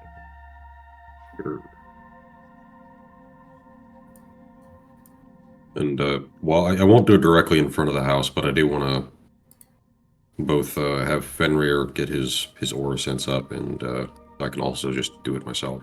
Mhm. It's not super close. I think it's like 60 feet. Yeah, I mean, it's the same for Fenrir. Yeah, but I can keep it up. It's at will, so I can just like turn it on around the corner and then walk past and just kind of like scan as I'm walking down the sidewalk or something. Here, like, there are definitely things that, like, give you a whiff, but, like, nothing that stays long enough, and it's always, like, at the very periphery. Because I figure even between, like, if you were, like, standing right up against the wall, it's, like, at least 20 or 30 feet to the building, and then within. You also don't see a lot of, like, activity going on. On the left side, you're able to see in through the high windows into, like, the ball area where it's pretty empty.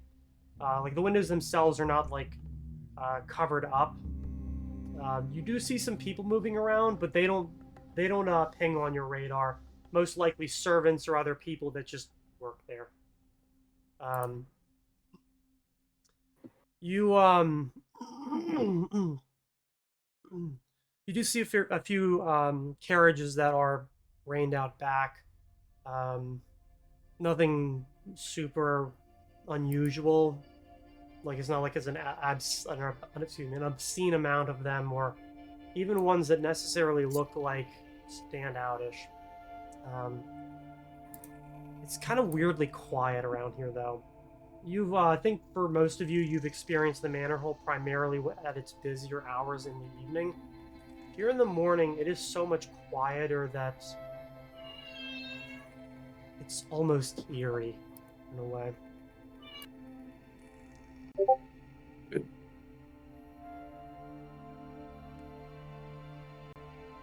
Yeah. Well, if you had something else. No, I was just gonna. If you didn't have anything else to say, wasn't gonna. Silence. So there's a decent amount of activity. Maybe not like super busy, but there are people like moving in and out of the manor. Yeah.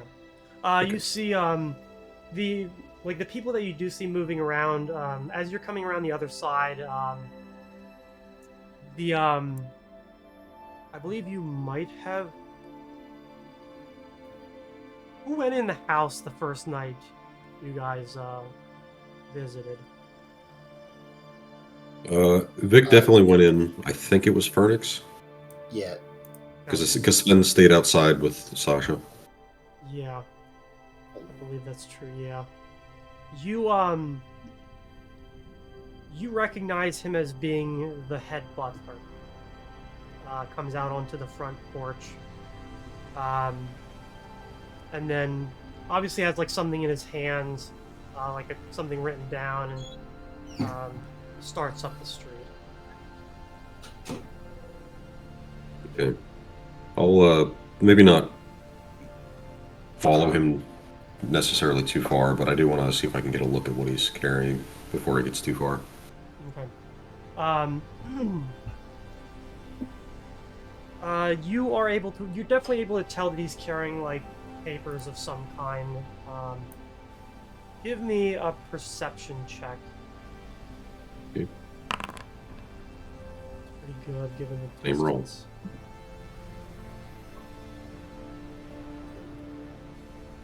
I think, based on the roll, based on the distance, and based on the size of the writing, you're able to tell that what he's carrying is a list. I'm not going to say that you're able to discern what it's written, because I don't think people are that fucking good at eyes seeing that good. No.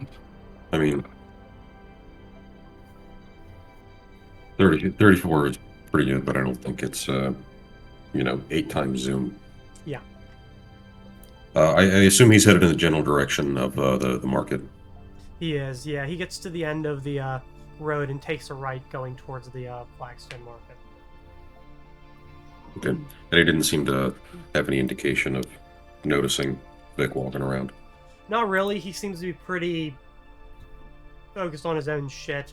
Primarily just, making sure the list isn't, like, wet or anything, and getting out of way of, like, carriages and that kind of stuff. There are a couple people that, like, talk to him or, like, kind of wave, like, neighbors and that kind of stuff, or people that he chats with, but it's very, leading, I suppose, is the way I want to put it. Very, unfamiliar. So the conversations of social obligation. Yes, yeah. And he's not, like, you're able to hear, like, him talk, and he's not necessarily unpleasant, but it's very obviously pretty frank and to the point. Okay. That does give me an idea, but I think that's something that we'll have to discuss later.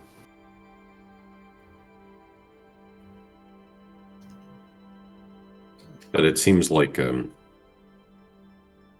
think that's kind of the gist of what I was trying to get. One last minor question. How regular is the, like, people coming in and out of the Lutz Manor? How long Like- are you standing there to watch? A good point. A good point. So I noticed that there is a shrine of Theseus just around the corner that kind of has a decent viewpoint on the manor. Yeah. I think after the less than quick stroll around the manor, you probably head over there. Look like he's going into the park and heading into the shrine, but just kind of like sit around with an eye on the area. Not necessarily hiding, but not necessarily, still not trying to call attention to himself. But That's probably fine. would stay for half hour. Okay. Strangely enough, Fenrir does make conversation with you, kind of commenting on just the amount of people here, and just that he's felt that it's really just strange. He's never seen this many fucking people like all packed into one place before. Doesn't understand how anybody lives like this. It's unpleasant, but it works for some.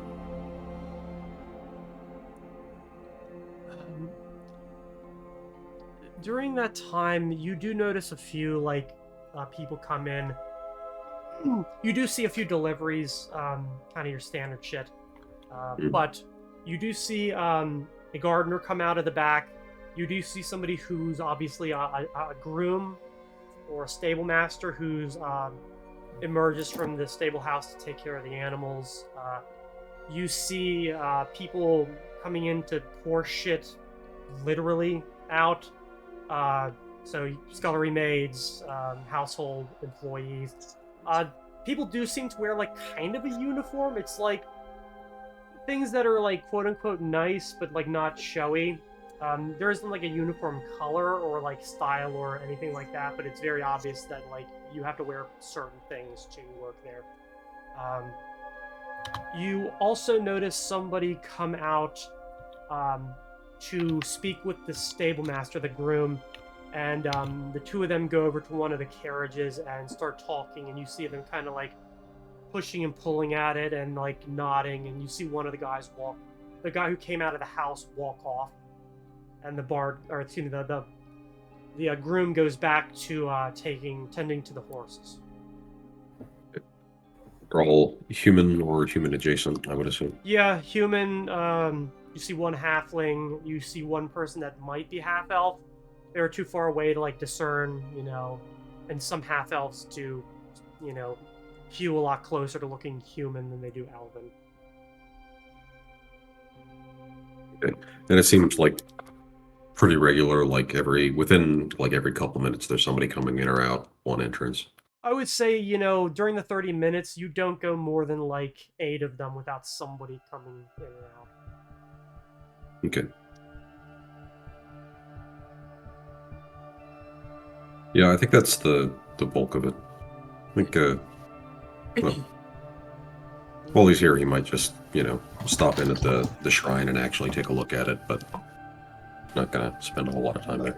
The shrine is relatively nice. It's built in a much more open fashion, kind of like a large stone-made gazebo.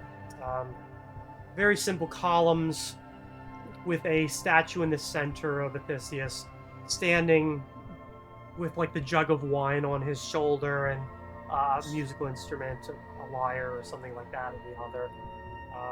It's pretty. It's definitely like a bit older. You can tell where it's a bit like just weather worn, but it is well kept. So either it's magically preserved or somebody does come around at least every day or two to clean up. Okay. Yep, I think after that probably would start heading back in the general direction of the chapter house. Okay. Though I do. Last thing before we get back to the group stuff, I'm wanting to try to pick up some retraining materials for a feat. I think it's like 50 or 70 gold times 50 or 5. I'm doing math in my head and I'm talking correctly. It's 10 gold per level per day, and it's 5 days for a repeat, I believe. So 70 times 5, which is 350 golds, I believe. doesn't really matter, but I'll assuming I'm able to do that. Yeah, I think so, unless there's something like really specialized. If it's books, Quick Quill is going to have it. If it's like actual material, it's going to be somewhere in the Flagstone Market, including the Hammer and Hearth. If you need something magical, the Menagerie is going to have it, and so on and so forth. No, it's retraining for the shield focus feat, so it's probably not super hard to find. Yeah, no, I don't think so. Maybe looking for seeing if there's any trainers in the area, but that's something we can worry about later. What was the feat again? Shield focus. Yeah, you'll be able to find somebody to train you in that. You could possibly ask Lucius that owns the Hammer and Hearth. Oh.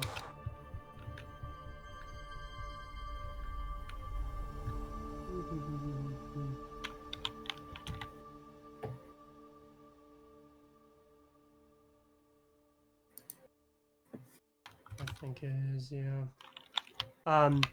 If not, going back over to the Red Temple, to the arena, probably wouldn't be the worst option, or to, strangely enough, possibly to the Silver Core offices, or to, say, the Lion and Lady, the Blind Bard, the Blue Flame, or the Traveler's Rest, where there might be mercenaries or soldiers who are there.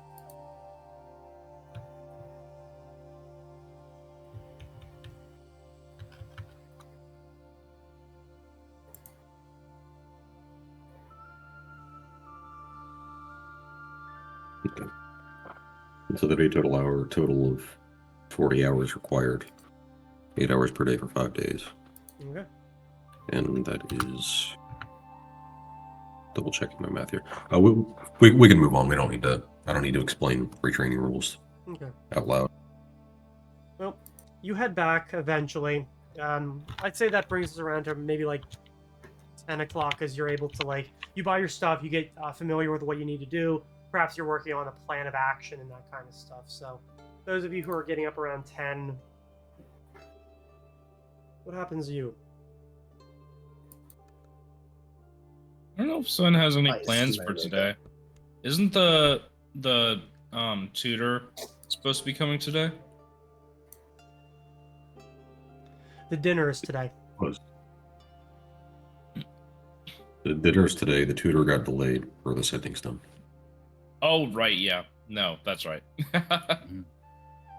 I guess Sven is gonna go and get himself professionally groomed. Okay. You know, Yes. actually, Gurgamesh will join you. Hell yeah. Okay. And when I say professional, I mean like he's going to like the top end spa. He's dropping gold for this. He wants to look nice. Talk to a Minecraft streamer.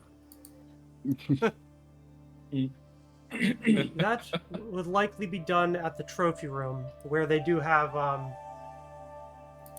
wouldn't liken it to a spa, but they definitely have facilities that would rival a professional bathhouse, of which there are unfortunately none in the city. There are barbers and other things like that, but if you want to do like an actual bathhouse experience, you're gonna go there. Okay. Fine, I suppose I won't get a top-end professional grooming, but I'll still pay for the... I almost said the full package, but that's not what I mean. Oh yes, especially the part at the end there. They give you an egg roll.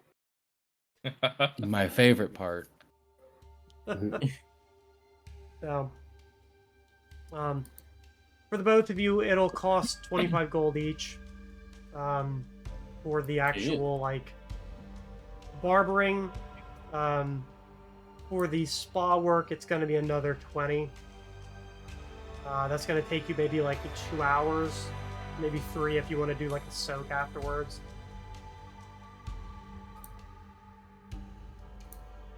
Nah, I'm just trying to look good. Okay. Well, barbering, that would probably only take you about maybe an hour at most, if that's all you're getting. Yeah. Okay.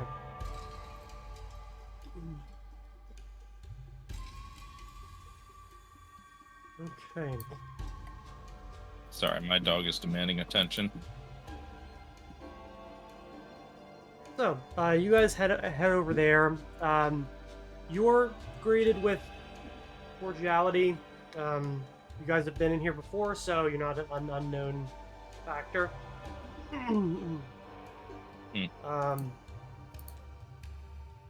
And yeah, the barbering, if you want to do that beforehand, you don't need to go very far for that. Somebody in the Flagstone Market will be able to do that. It does take a little while, just for the, stuff like that does take a while. But then you head over and there's no problem. Nope, you're going to be there until like 11 noon or 1. Around there. Mm-hmm. Fernix and Daxius, what about you? Well, I'm definitely preparing my spells. Since I'm assuming that we're still planning on possibly taking on a vampire today. Possibly. Possible. So that in mind, yeah, I'm gonna go ahead and do that once I'm allowed to. Let's just present a vampire or severed off head at the banquet. Fuck yeah. I guess as soon as I wake up, I'll head straight towards the Lion Lady. Or the chapter house, or wherever everyone is. Yeah, I can send Etor out and inform him if people need me, they can just pass him a note to come back and pass to me. Awesome. Okay. Alright, so I think at the chapter house it's going to be Fernix and Vic that you'll find. Oh, you do, by the way, wake up to another message.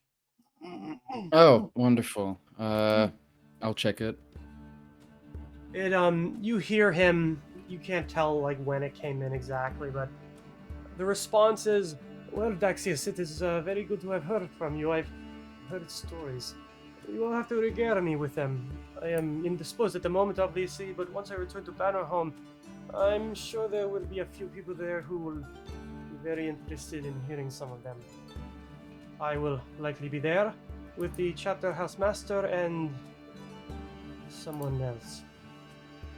Do not feel the need to rush, but I would not tarry too long. Oh, and tell Talia I send my regards. Alright. I, just as he's saying that, I'll just, like, write that down, the important bits, on, like, a piece of paper I have lying about. And with that in tow, I'll make my way towards everyone else. Good morning. Morning, Daxius. Howdy. So, I didn't think you guys were here. We're not, but we've returned. They're using the powers of the Sending Stone, even though they don't know it exists and can't do that. Yes. Do you have to have used magical device to use the sending stone? No. Oh wow. So even a simpleton like Garugamesh can use it. yeah.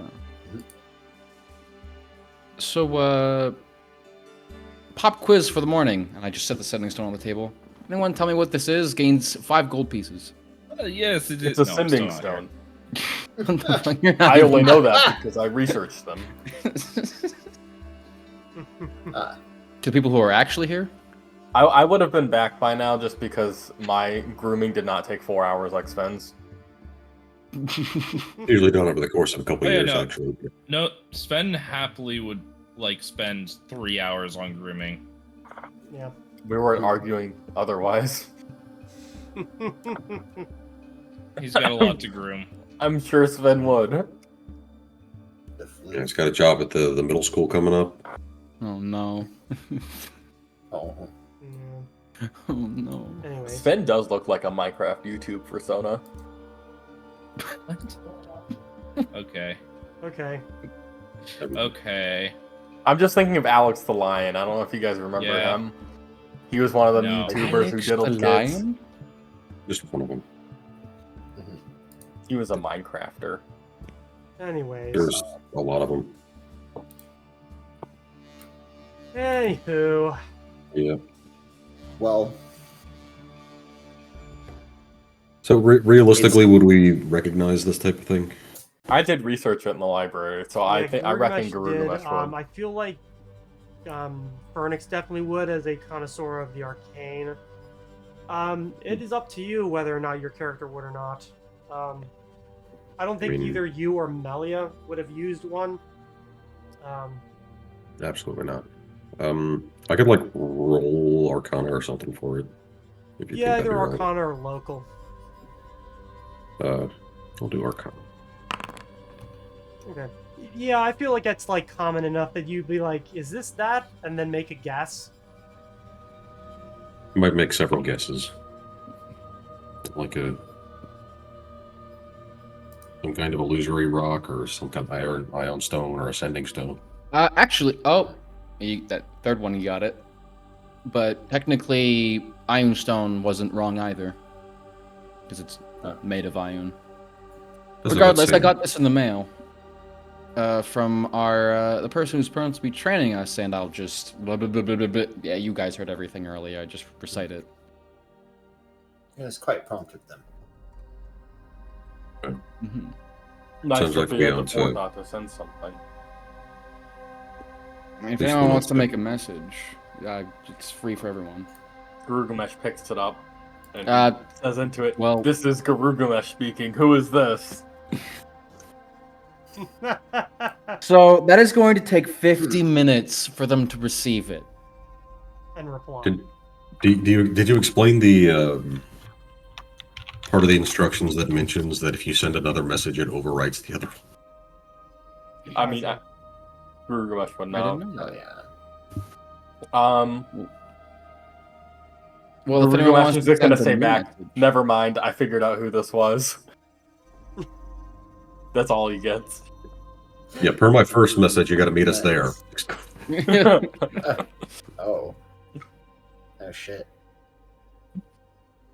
But yeah, they did say what did they? Mentioned My they were, brain- indisposed and heading to Banner home afterwards. Yes. So Where I suppose is we're not Banner home? stuck meeting them here. Yeah, I was looking at the map. I can't remember where Banner home is either. That is in Lunabrook. He did say. Oh, okay. Yeah, he's in Lunabrook. Or Hmm. well, that's where he's operating out of.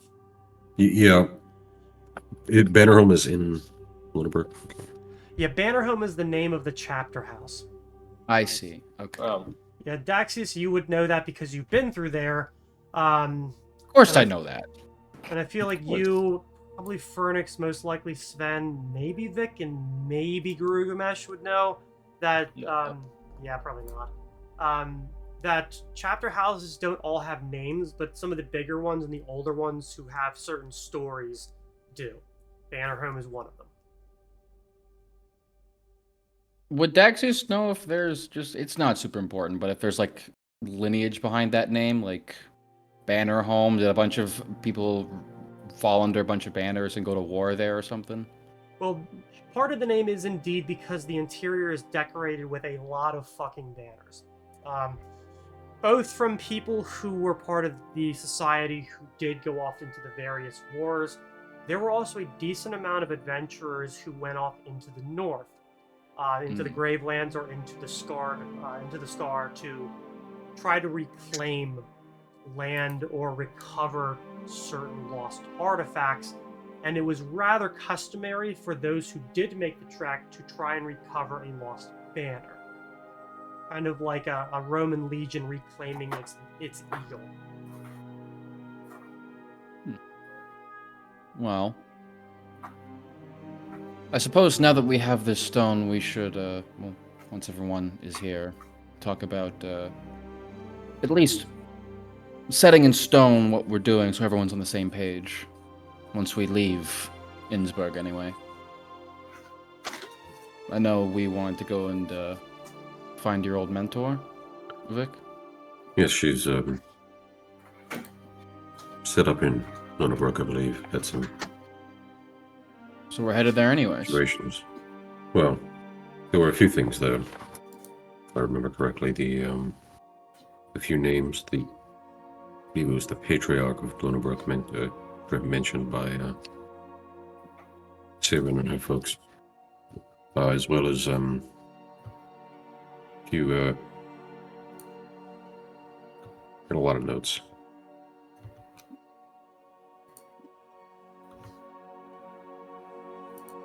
I believe we were going to look around a bit in some of the organizations that were set up there.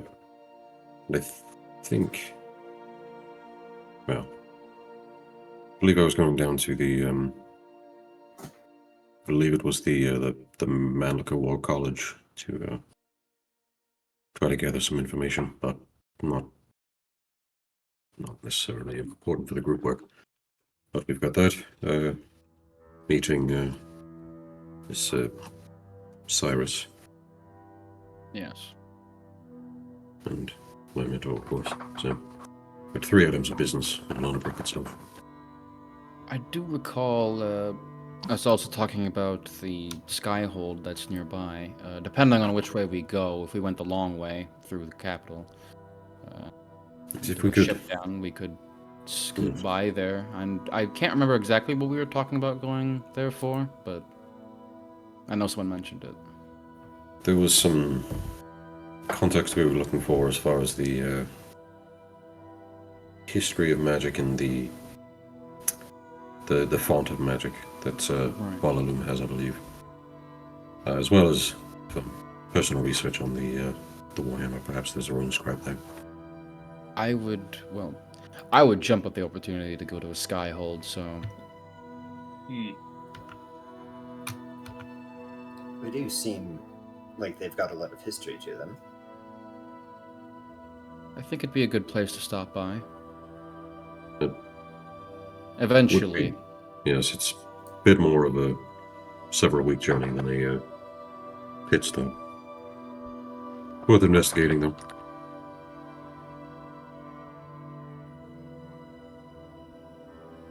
But, well, I suppose we should probably decide how we're heading down that way as far as transportation. You know, we have the Vardo and the horses themselves, but perhaps it might not be a terrible idea to see if we can catch a ferry. Well, if we look at the map, Yes, I'll just set like a map down on the table. From my point of view, it looks like we have 3 options: take the normal road, or go through the capital, maybe take a ferry down, or be ballsy, and I absolutely do not recommend this option, just going straight through the wilderness. Yeah, just charge in a straight line until we get to where our destination is. It's got to be the fastest. Hell yeah. Shortest distance between 2 points. No, I'll I just mean, shut down every tree on our way there. That's a good plan. pretty easy. No, I think the simplest path forward would be to take the river, but might prove difficult with the Vardo, and it would be limited. So should something happen while we're on the trip. Well, if we're following the River Erd, there's already a road through there, so we could take the Vardo with us. Unless you're talking about going down River Mons. So this is an out of character question. I know that there's a river that's like passing through the side of Innsbruck. Is that the River Erd like on the map? Because it looks like the dot's a little bit far away. Yeah, the Erd Erd. does run. You could get on a boat in Innsbruck. You can actually get larger ship transported down. It would cost you more money because obviously you have to have craned the horses and the actual Vardo on board, but it can be done. And you've already been through the kilns where you've seen larger ships that are meant for carrying heavy goods, like iron and copper goods downriver. You also know, or at least have seen, that there are carriages that are also loaded onto ships to be shipped down, as there is a carriage works in Innsbruck.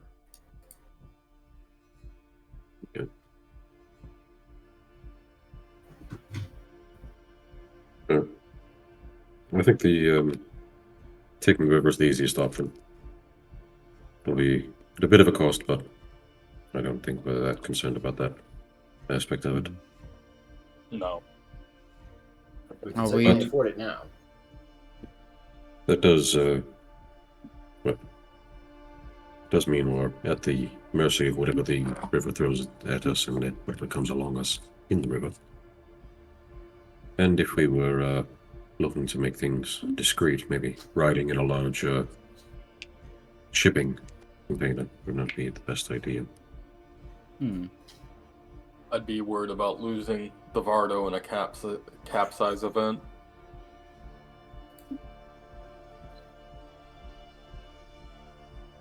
Is there someone we're being discreet from? Well, yes. I mean, we've been attacked by demon dogs, and well, there's an enemy that we don't know that is hunting us. Essentially, Right. we don't know who or what they are, but they're definitely on the look for us.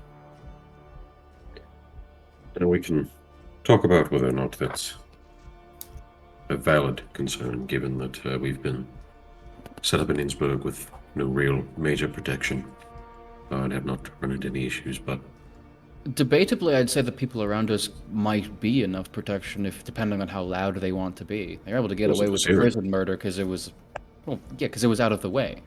There was no one there except for some guards that they could easily take care of if they needed to. But we're surrounded by Really? crowds of people all the time, and people know our faces. If they wanted to do something to us, they'd do it after we left the city. I'm gonna be honest. Sure. Just, I don't think no matter what way we go, that it'll matter. I think they'll find us anyway. No, I don't think it's the biggest concern, but something worth putting out there. I think the road is the obvious option, but We might not have much of a choice with Vardo. yes. Indeed. Regardless, if Little Brook is 100% our destination, I can round up my followers and maybe send a few a day or two early just to get a lay of the land before we arrive, and maybe once we get into town, they can show us some places, some do's and don'ts, maybe. That'd be good experience for them, especially Princess. I would not send Princess alone. God, no. I was thinking more of the Junger and Priona. Hmm. They're the most capable ones, anyway. All the more reason to send Princess. She needs the experience. Those are the two that I didn't have to ask to stop eating paint chips. Yeah. only you two. could be right. Well, Princess showed great initiative when she started to try and sand the Dax house floors with her bare hands. that is not the first time she's tried to do that, trust me. I think she may have been looking for buried treasure. Yeah, I think she got a little over her head with the and then I realized that I remember the pamphlets that I hid from Grugamesh, and then I shut my mouth because he's right there. Yeah, what happened Yeah, to that? buried treasure. Yeah, what happened to your pamphlets, Grugamesh? I thought y'all didn't like them, so I figured they just got disposed of. Yeah, well, I'm sure if you look hard Right. enough, they'll turn up somewhere. Well, we're leaving Innsbruck soon. Maybe I'll make a better pamphlet for the next town we visit. Oh, I know. Let's send pamphlets ahead of time with your followers to let everyone know we're coming. We'll let them know where we're going to be staying instead of where we're currently at. Yeah. So They can set the ambush us trap. appropriately. Yeah. Yeah. It's like a reverse ambush. I think this is a splendid idea. But yeah, So- Yep. We were planning on going after the vampire before we leave. Or Either should today or I, tomorrow, I believe. Well, I would prefer to know, so I can prepare accordingly. Mm-hmm. We have been on and off. Tomorrow, but there's some avenues we can pursue if we're planning on doing it today. So, one thing that might be worth mentioning is that if we were planning on attending the victory dinner tonight, perhaps doing so after potentially murdering one of the reigning nobility of Innsbruck would not be the best look or idea in general. Well, I don't personally care, but It's a good point. we'd be able to clear our names at the banquet, though, if there was any trouble for it. I don't think they'd let us into the banquet. I Aren't think they I kinda can call worried a few about us? favors. They might cancel the Doing, I banquet don't know. entirely after someone is murdered. Killing a noble, or Or if we all die in the process. Well, in that case, it won't matter. Vampires.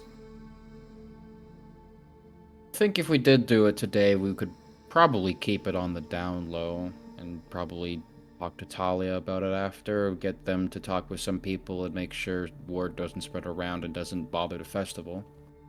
We could just ask Talia for her advice if she thinks we should handle it today or tomorrow. I think Talia would probably just tell us not to be honest. Oh, yeah, it would be more paperwork for her, but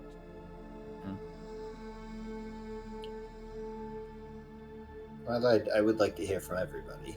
I can just leave that one open and come back to it later. if we're sorry, I have the hardest time keeping track, Gray. Would I be getting my aspect mask tomorrow? I believe so, yes, tomorrow morning. Alright, in that case, Gurugunath would say it's probably better to wait. We have a bit more time to work with if we do push it to tomorrow. Less potential fallout. True.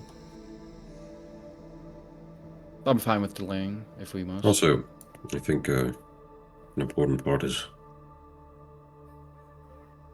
we've said a lot of when we plan on doing things, but the actual what we plan on doing is yet to be mentioned. Yes, that's confused me as well. I thought maybe you had a plan, Vic, that I wasn't seeing, but how exactly are we going to go about confronting the vampires? Well, if we are planning on doing this tomorrow, I'll go ahead and do one of these.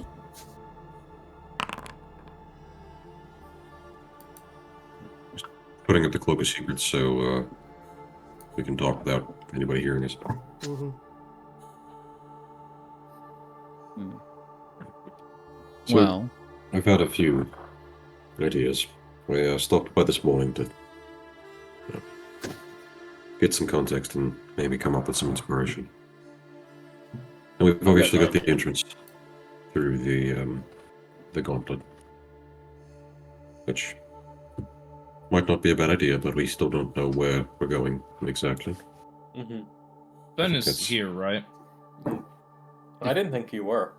Nope. you said I you didn't were know- at the spa. I didn't know if I was, but Garugamesh was at the spa with me, so I don't know if... No, he only got the barbering done. He didn't go into the spa afterwards. Okay. Okay. You Yeah, can show maybe in up that if you case want. we'll just wait. Say this Yeah. conversation happens later. Rugmesh just wanted to look really nice for the banquet. If he remembers to take a shower later, it'll look even nicer. While we're waiting for Sven, Phoenix, could I borrow you for a moment? Or Certainly. I say moment, but it'll probably be a lot longer than that. I pull out the tome I've been the Conjuration Illusion tome and put it on the table.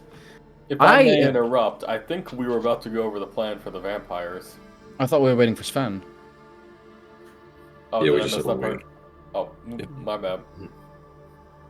Well, until Sven arrives, I'd... Sven unless walks in there's through more the door. business. Ah, never mind. There we go. Hey, Sven. Oh, Hello. next He's time. looking good. He's he's got not makeup on. He's got like manly perfume. He's got like everything Cologne. trimmed perfectly. Yeah, cologne, that's the word. Lipstick, except it's like it's like a cat that got into somebody's purse and ate an entire tube of lipstick. Mhm. Pocket cat's Ben, like, Has your fur always been that shiny? Gilgamesh, you were in the same place that I was. I know, So I no. was trying to give you a compliment. Oh, it's sometimes harder to tell my dwarven friends. I stare at him. Friend? Rumish has never had a friend before. I give him a sock. Garugamesh happy. Gilgamesh Garugamesh free. Garugamesh talks in third person to make sure that Garugamesh's brand reliability is brand recognition is at all-time high. My God, is Gilgamesh sponsoring this video? Don't forget Yeah, to like, comment, subscribe for Garugamesh. To Garugamesh. That's Comment down below why Garugamesh is your favorite character. And if he's not, comment about why he's not. No, you can just go ahead and unsubscribe. Very interesting. No, we need to encourage them to subscribe.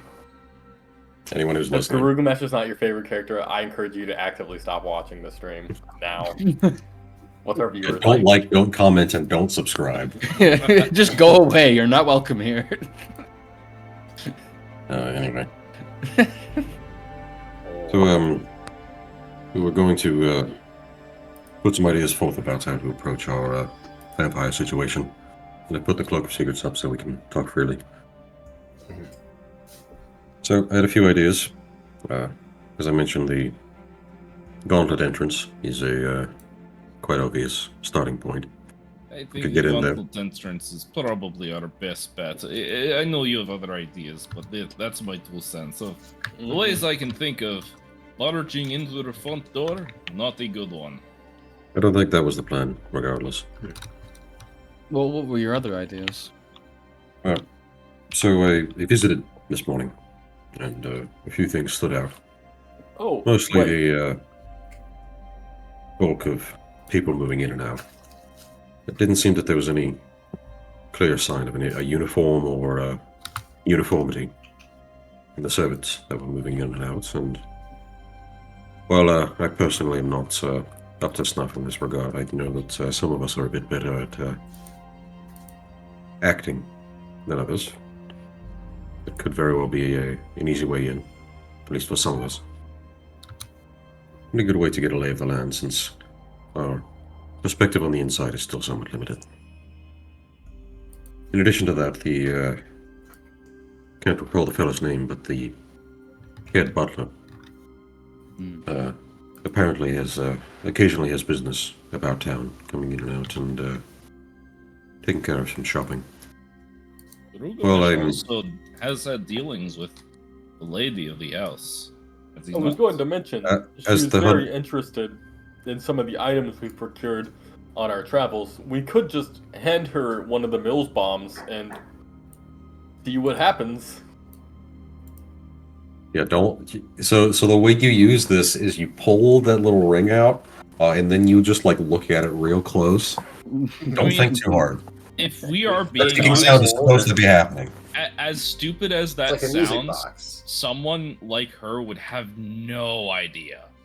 Yeah, no, it would be. I could legitimately go in, pull the pen. I hold down the trigger. I don't really know what the handle is called that you hold down to, It's but a- then Plunger. the plunger. I hold down the plunger so that way the timer doesn't start on it. I hand it to her so the grenade is cooking, and then oh wait, I forgot something out in the hall, and I walk out, and then kablamo, be like she would never see it coming.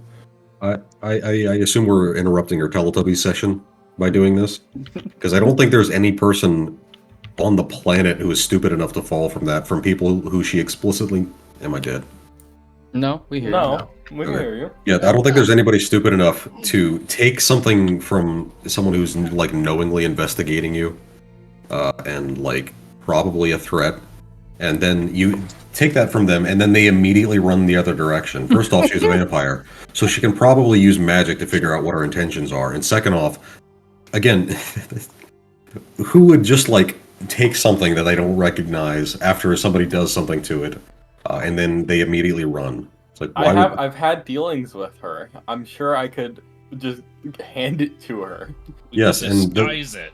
And the We could first cast thing an she did illusion to you, make it look like a potion. the first thing she did was charm you to make sure that you couldn't do anything she didn't want. Oh yeah, I forgot That about is that. right. Mm-hmm. I didn't forget about charm. Okay, here's what we do. We take the grenade, just throw it in her house and leave. We take the grenade, All right, we'll put it in a cake, Here's All right, the now follow me idea, here. right? We put it tie way a up her fishing butt. line around the ring, inside of the cake, push the cake in on a cart, and say, hey, this is definitely not a bomb, this is a cake.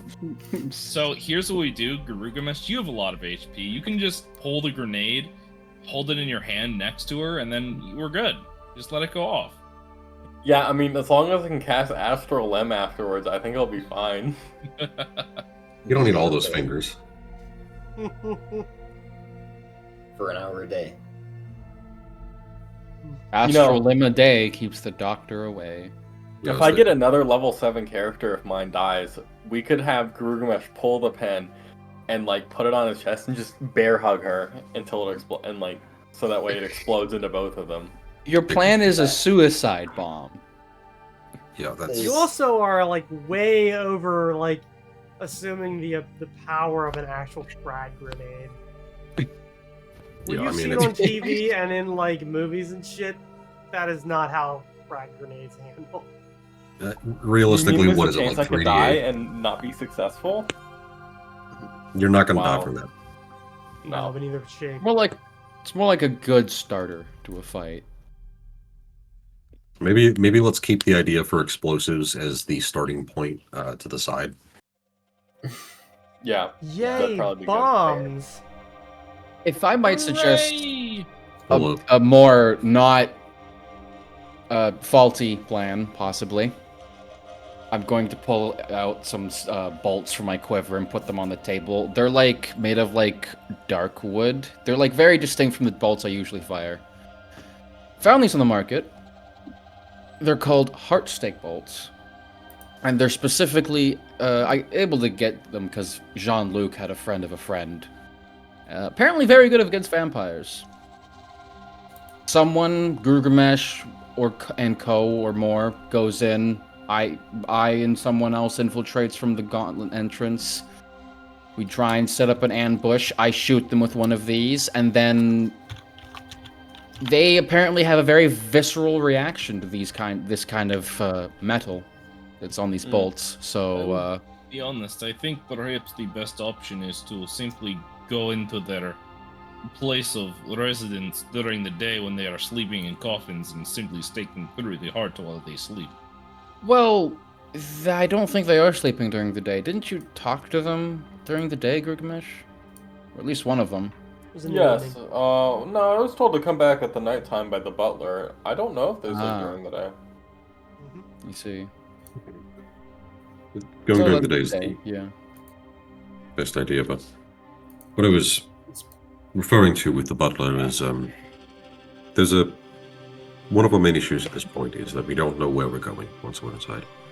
Even if we get inside the building, it's an entire manor. I can tell you firsthand that if you don't know where you're going and you're not used to navigating that sort of building, you can get lost. Especially if they're trying to hold things, or hide things from us. So what we need is insider information, which is why I mentioned that the butler leaves Humana somewhat regularly. My proposal is to pick him up and have a conversation before we head in. I think it's a good Yes. idea, but that would have to be right before we go in, not the What's the day intention? before. Oh, okay. I didn't plan on leaving him until after we had concluded, letting him leave until after we'd concluded our business. Yeah, of course. Right. Mhm. Because if we're going to do this right, Well, obviously, we're going to need a stake. And the second part of that being that we're going to need to know where she's going to go once she's dead, or the approximation of it. Right. Coffin could be somewhere on the property, it could be a short distance away. My guess But would we don't either know. be in the highest point or the lowest point of the manor. It can also be somewhere that it can only be reached as a well of gas. Mm. Which, if that's the case, then she's just hidden it in a wall somewhere. But I don't know. Earth Elemental is my best option, I suppose. I actually can shape earth and stone. Well, that too. Well, what if it's behind a wooden wall? Then I we're have an screwed. axe. Well, don't then with have an that- axe. Then I say that, but then again, we have Gilgamesh right here. Right.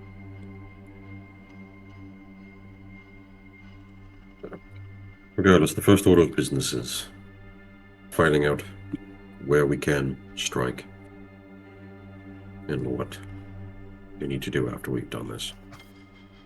Even if we are able to defeat her and whatever else she's got waiting for us, which is something that we need to be very concerned about. We still don't know how to follow up this action, because I don't think it's going to go very well.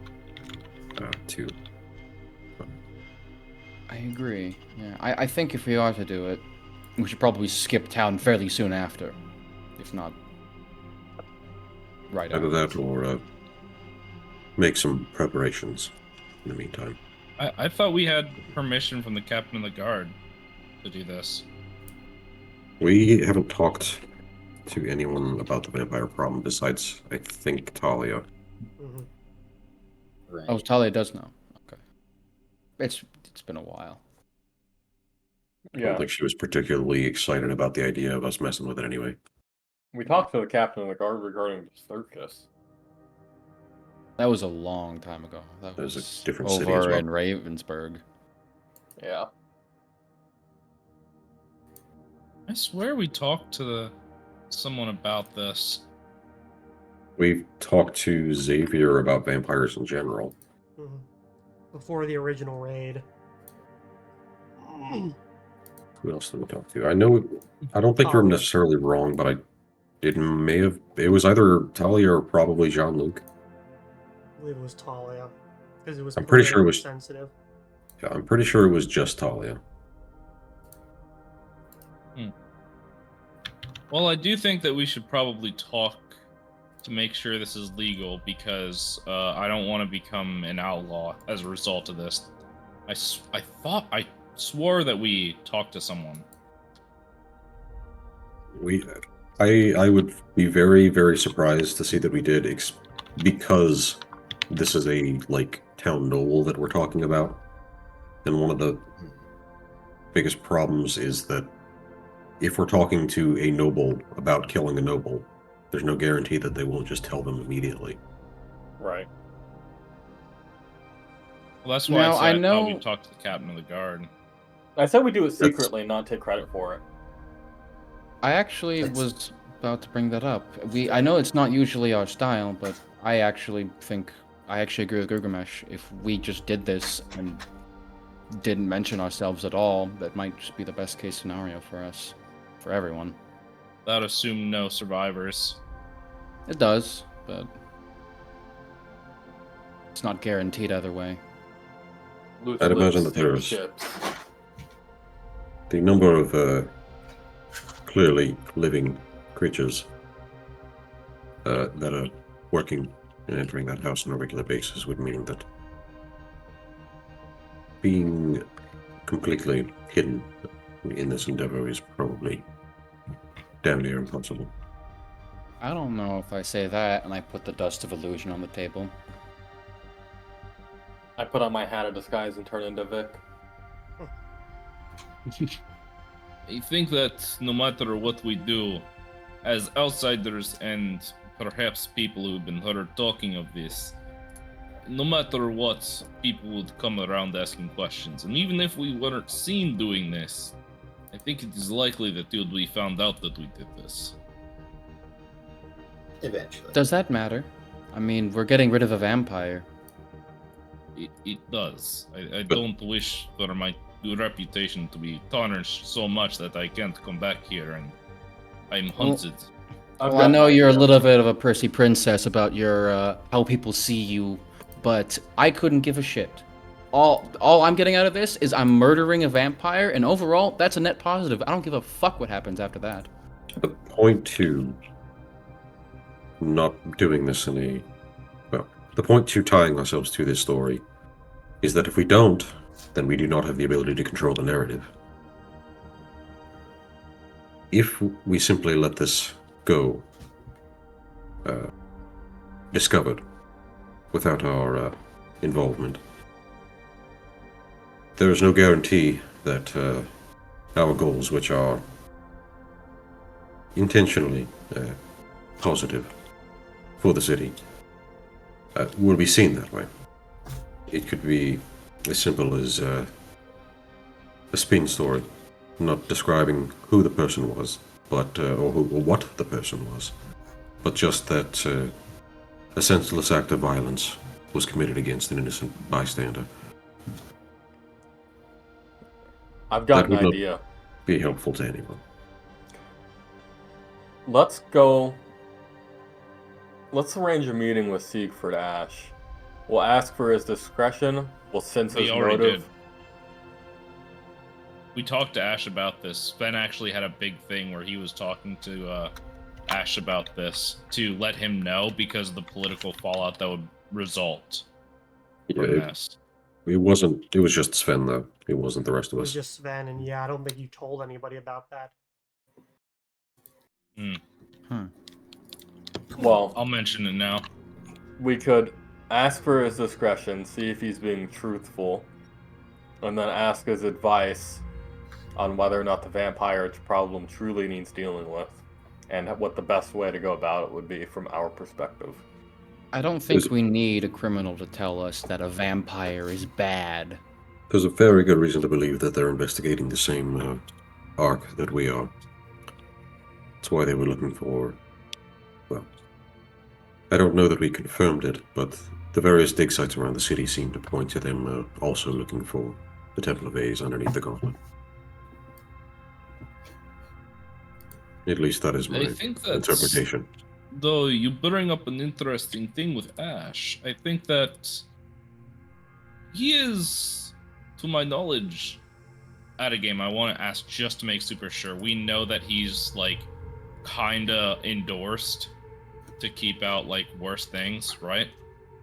Considering the fact that when you met with him, you also met with the captain of the guard, yeah, that's a reasonable assumption.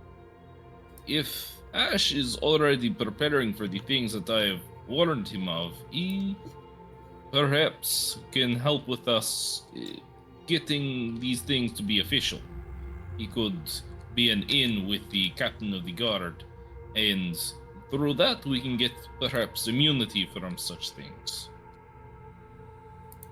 I think that's a good way to go about things. And if we're successful, I might even get my arm wrestling match. I wouldn't count on it. I think the Garugama should stay back and not be involved in this conversation. I don't know if I should either. I'm still... If we go to speak with Ash, I mean. Yes. I think that if we were, it should be Vic and I. I think you two in Furnace would be good.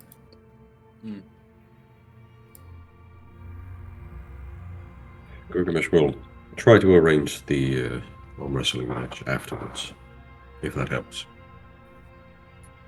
Out of game. Don't actually do that. don't waste your time with that. It's like every time you mention it, I just think back to the GIF of Skips just like obliterating Rigby through the table. Yeah. Calling it a GIF. Okay, the correct way buddy. of pronouncing it. It's not correct. Linguistically, it's GIF. Linguistically, you can suck my nuts. Look, if I invent Nice. a word and I say, "Oh, it's pronounced point. Well, there," and I spell it XTYLL5, it doesn't matter. you just call yourself Elon Musk. Yeah. So, you've been The, talking. the thing is, like, if the person who created it gets to decide how it's pronounced, it doesn't fucking matter. No, that's When not you how name it a is. child, if you name it fucking 35 different Egyptian symbols, you can say it's pronounced however you want. You're going to be an asshole for it, and I think that's a Names stupid are way an of pronouncing it. exception. But that is how it's correctly pronounced, regardless of what you think linguistically is correct. No, not what So- you think. In the field of linguistics, whatever the common pronunciation is the correct pronunciation. Yes, Names More are- people say GIF. there are a lot of people who say GIF. I don't doubt it, and that is also a correct way to say it. I'm not So- saying That's what I'm You saying. guys as characters have been talking about this for some time. I'm gonna say this is like a little afternoon. I'm gonna give Sven enough time to actually go on to do some of this spa stuff, but you don't, I don't know, just lull in it for 3 hours. Oh, you're I there- forgot to mention. Okay. I slipped a laxative into Sven's drink, so Oh, thank you. you'll have to account for that in the I'm- roleplay. So, Oh, I'm shitting myself. guys are You're talking- shit. And scene. And clipped. you guys are talking. It feels like it's going around in a circle with like nobody really making a decision. There being way too many like what ifs or like what do we do. You notice that somebody enters into the chapter house and like kind of walks towards you. Like they can't hear what you're saying, but you guys are like fucking arguing with each other, so they stop like 15 feet away. Like, what? Yeah, they can still hear us talking. They just can't understand what we're saying. I think just body language and volume is enough to like, what the fuck? Yeah. I'll turn towards him and just give him like the fucking like the "you're not welcome here" death glare. Like, what the fuck do you want? Rurumas tries to flip the table. Like, Well, Just put- when you do that, you recognize who it is. Kind of heavier set man, thin glasses, bit balding. He steps forward, Dad? like ignores your glare and hands you a letter, like just a note. And as soon as you take it, just nods, gives a bit of like a bit of a, you know, like a smirk or like glasses, and then turns and leaves. Doesn't say a damn word. The note reads, "One of your orders has come into the trade house. You can pick it up at your discretion." Ah. Fold it. Well, I trust you guys with the planning. I look specifically at Fernix, Sven, and Vic. If I trust you all with that. If you need me, I'll be right back. I can just go pick up a package, but I don't think there's not much else I can add to the strategizing aspect here. I think I've really proposed everything I can do. Sneak, shoot them with a bolt. It's my thing. I agree. You know my strengths. I think I'll take my leave as well. I leave the strategizing to you guys. This is not my And I have to go to the bathroom. I'll be right back. I do too as well. Do we want to take a break? Yeah, we'll How- be taking a break. Alright. Let's take like 10, maybe 15 minutes. Meet back here just a little before 9. Sure. Sound good to everybody? Sure. Then Alright. we'll see you guys after the break. Be back in a bit. all right.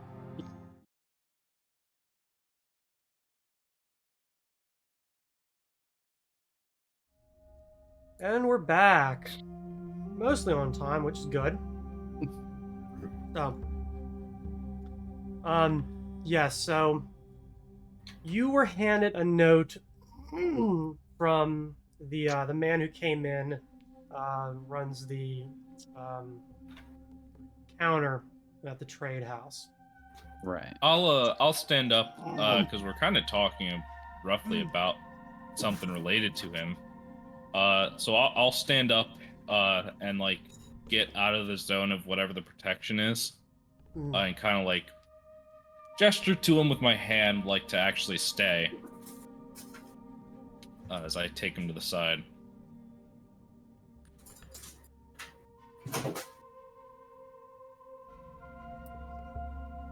How does he react to that? Jill, can you hear? Hello? You thought you were talking about the guy that delivered the letter. Yeah. No, I that's am. what I thought. No, I'm That's what talking I about the guy.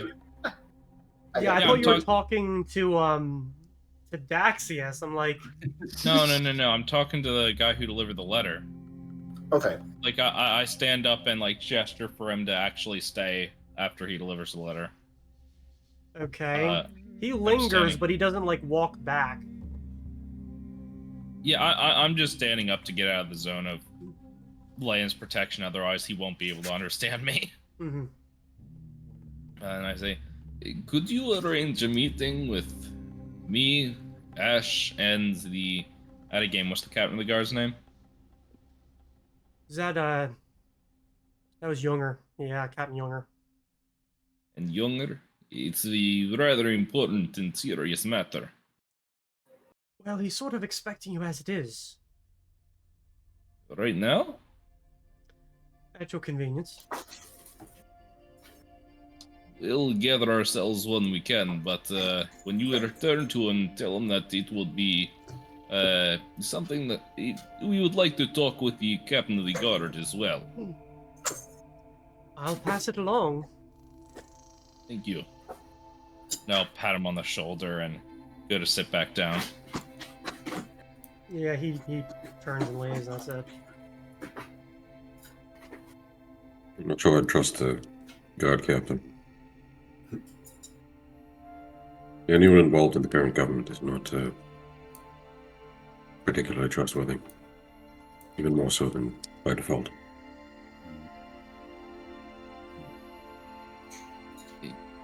I do agree that perhaps they are not very trustworthy, but the captain of the guard has worked with us in the past, and if anyone is to be willing to work with us, it will be someone who is not a noble but still has power in the legal system. If I remember correctly, she was not particularly a big fan of us. Our main interaction being that we brought a prisoner into town who was immediately, violently, and very publicly murdered. Well, we didn't have anything to do with that. We brought the prisoner in. We were the first were ones to there, investigate. actually. We did So our we are- civic We are duty. very much involved. Well, it it might not be a comfortable conversation, but at the end of the day, it's better to have it than to be run down by manhunters. It's not about comfort, it's about letting our plan get out to the right people. If we're doing Knock off. Cats digging through. I agree with you that it is not a great thing, but I think that not telling anyone is a worse thing. That's where we tell Talia. Between the people that we've talked to so far in the city, I would hazard a guess that she's the most trustworthy with this sort of situation. And she has the necessary political pull to push things in the right direction. If we were able to complete our assignment, mission, with reasonable evidence that what we say is true, that being evidence that she is a vampire and has had untoward dealings. Working with the society, who are already known as, well, it's an oversimplification, but monster hunters, then the political ramifications will be much more easy to deal with, rather than by going to a member of the current establishment. I partially agree with you, but remember that we've already been giving problems for the guild, and we were asked to be maybe a little bit more cautious in our dealings and give them less trouble. Our involvement in the guild is going to cause trouble with this situation, regardless. Talia is the only person who can help mitigate that. If we don't go through this and don't work with her, then that would be significantly worse than if we did. Perhaps we'll be told to drop the subject entirely, and perhaps we'll be told that there will be trouble regardless. But if we are planning on moving forward with this, Talia is the one that we would be talking to. To a lesser extent, I would almost... At a game, didn't we already talk to Talia, you said? Yes. This was a while ago, though. But the instruction in general was, and I quote, don't, or be very careful if you are going to ignore that. So, perhaps I we assume should that we bring were going to Talia to the conversation with the Captain of the Guard and Ashe. There's a lot of powerful people in one room, and the Captain of the Guard would be perhaps persuaded. I don't mean to be... I hope that I'm not insulting when I ask this, because that's not my intention. Why do you trust the Captain of the Guard? It's not that I particularly trust them, it's that I believe that they are our best shot at not getting hunted down. But why? We asked the specifically? king, I mean, we can't ask the king, but because at the end of the day, if we do something that is illegal, the guild might not have our backs. If it's done without asking others, we have to be... We can't just rely on the guild entirely. They house people like me in the guild. I think they'll probably have our back. Well, a society is not going to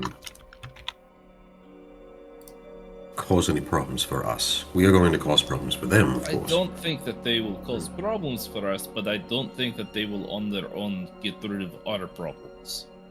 And why would you think that someone who is already so entrenched in this society, this upper echelon of society that is benefiting each other and nothing else, would take our side on this? This is the Captain of the Guard in the city. The city is... Because even at if the they end are of not... the day, a captain of a guard is still of the people. That they're as high as you get before they stop caring about the people. That's an assumption that is very dangerous. You are a fucking fool. I'm getting a drink. I stand up and go to the counter. Vic starts to say it's like 12 p.m. It just doesn't finish the sentence. That's pretty late for Dacius. I think I'm going to finish that last spell, but it does seem like we still have some pieces that yet to fall into place. I don't think we're planning on doing anything rash today. So No. Still, and if someone would like to fly for about an hour or so, let me know. fair enough. But I might back like to what I was saying. But regardless, well, first off, I disagree.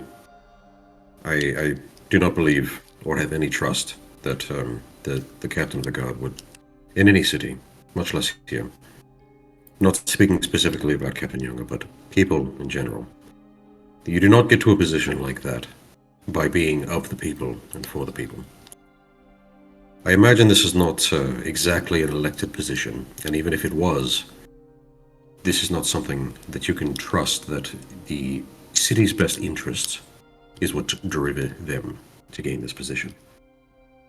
Whether or not they are supposed to be for the people, they are a representative and the barrier I'm not saying between that the they common are people for the people. and... I'm not saying that they are for it. I am saying of. They are not born nobles. They are born commoner. But that's what that's my crazy? point. Perhaps were they are, born perhaps of they're the not. I don't people. know. They have. Every one of they us are- is born of the people. Sven, my point is that you don't get into a position like that by being Do you not? purely of the people. No, you don't. Do you not get understand by why political having power comes from? leadership and being good. It seems a Am bit I idealistic. crazy here? Yes, you are. The sorry, but captain you is are. rarely just a lower noble that was placed there in a cushy position. They are important people that But- need to be leaders. who My want to point keep is their that- position because it gives them good food and a good place to sleep instead of being out on the streets. That's My- all my- people care about. My point is not that they weren't a normal person at some point. My point is that to become a person in that position, you are not, very, very rarely, but in general, you are not going to be doing so out of the kindness of your heart and through purely on the board, above board, and good. Do you think the average actions. person is afraid of vampires, Vic? I Do would you think assume that the average person does not fear that they would have their life drained away or turned into one of those things? Do you think that a regular human would be apprehensive at the idea of getting rid of a vampire nest in their own town where they live and breathe and sleep? Do you think that they would be that they would object to this? Do Consider you for a think that the- moment that this is a noble that we're going to take care of, which has influence. Do you Which think that could the life very- of the person is worth more than the gold that can be paid? Captain Junger is not in any danger. Captain Junger is in a very important position. Captain Junger has a lot to benefit from going around and telling stories about how an intrepid group of idiots is planning on murdering a local noble. I think Honestly, you have I'd a even very say the poor same thing for Ash. opinion of people. You think that everyone in every position of power is corrupt? It's Sven, I something have that has seen to be it firsthand. Sven, I I think don't- we've got 3 people here trying to who have doubts about involving the captain of the guard. I think it's important you listen, or at least consider our perspective. Fair enough. If you want to call off the meeting, then fine. But I I'm think not- it is. I think we're perfectly fine in meeting with Ash. I think Ash has something to benefit from giving us the money, or giving us the information that we desire. Ash knows Junger more does about not. the captain of the guard than we do, and I think if he thinks it's good to involve him, then we should let him make that judgment call. I believe it's a her, isn't it? Yeah, it's a her. Oh, Captain Younger, that's right. I think Siegfried Ashe is just gonna go wherever the money is, no matter what Right. side it is. I, Could If be we us, put him could in be a them. position. I That's That's think why that we need to there's. detective motive first. You might disagree, Daxius, and I understand why you do. You have good reason to hate someone like him, but I sense a good heart in Ash. Better than I- most in his position. I wouldn't say good. He's done well not to have himself assassinated, that's for sure. I mean, he cause could is- have easily taken care of us. His cause is could've. noble. Good or bad doesn't really matter. We're looking to gain something from the interaction, and there's no reason that he can't as well. We are but a pissant to his empire.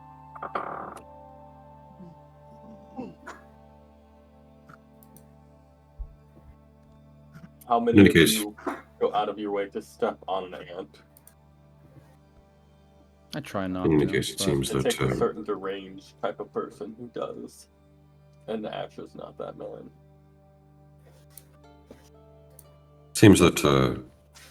Mr. Ash is waiting for us. Perhaps it would be good to see if we can't get that meeting scheduled earlier rather than later. could head over now. I mean, Perhaps I was we should expecting- head over now. yeah, I was expecting this letter to be about me and Grugimesh's business, which, Mm. while this veil is still up with you, considering that, well, I think Siegfried Ashe, the whole job was to take a book from our mentor.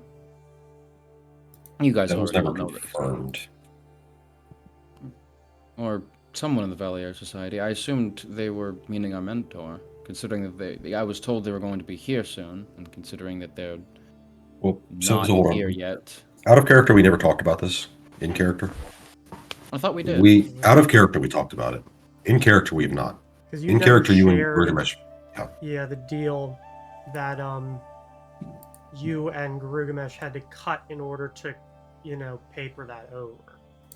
Yeah. So Oh, we did. That's No, like, we didn't. like weeks and What- weeks ago. And we didn't know that it. We don't know that it's the mentor. We know that it's a Valier Society with an important book that's coming this weekend, I believe. But we don't know who it is or when precisely they're going to show up. You just have like the room that they're staying in, basically. Right. I just assume. And also they're going to a play. I think it was some kind of performance. Yeah, I think we mentioned, somebody did, either I or someone else, mentioned that it could have been the mentor. But with the information, knowing that he's stuck in Willowbrook is probably makes it seem a little less likely. Yeah, I mean, I was thinking it was them, but now that they're going to be in Lunabrook, yeah, I don't think it is, which makes me a lot less worried about it. Oh yeah, in character we never discussed it. I was under the assumption we did. Well. Nevertheless, Gurgamesh, at some point we should discuss personal matters. I agree. We could maybe do it after our meeting with Ash today. Works for me. You see the sending stone begin to glow. Oh, well, speak of the devil. Does anyone want the honors? Or shall I just recite it out to you as he speaks? You do the honors, Dex. Alright, pick up the stone. What you hear is, perhaps this introduction is not the best, my dwarven friend, but I believe you and I will have much to discuss, yes?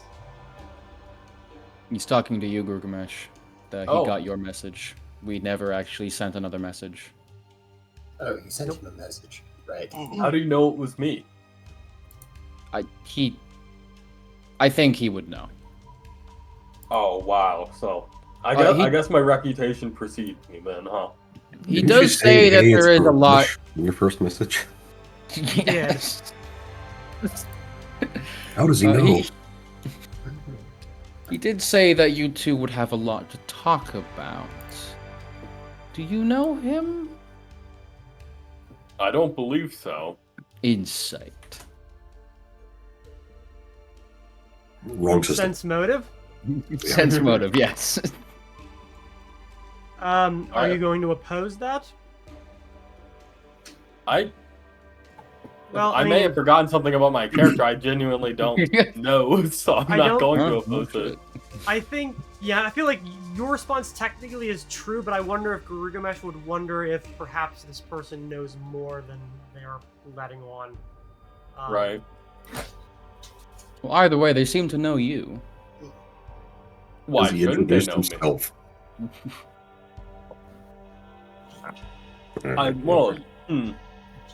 Does he know Gurgamesh or?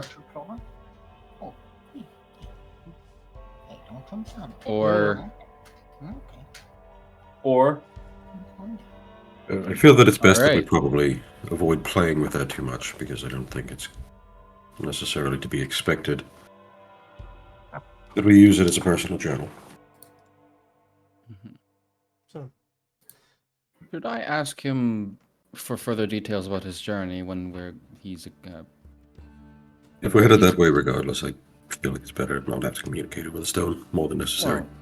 just so we're on the same page, make sure that we're not heading to Lunabrook and all of a sudden he's in Innsbruck and we're in Lunabrook. you could ask him how he knows us or what he knows of us. Well, probably everything that Talia told him. I'm sure he's done his own research, though.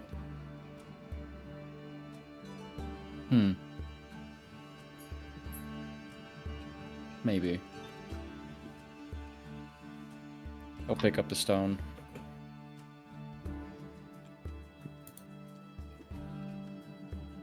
He's already heard my voice. Why doesn't someone else talk to him? Give it to Birch. Or, sorry, not Birch. Who the fuck is Birch? Oh God! Who the fuck are you people? Fernix's eyes suddenly dilate. Fernix just draws his rapier and stabs the guy next to him. Now, if anyone was a spy, it was him. Fucking See how he just two-armed appeared out of freak. nowhere?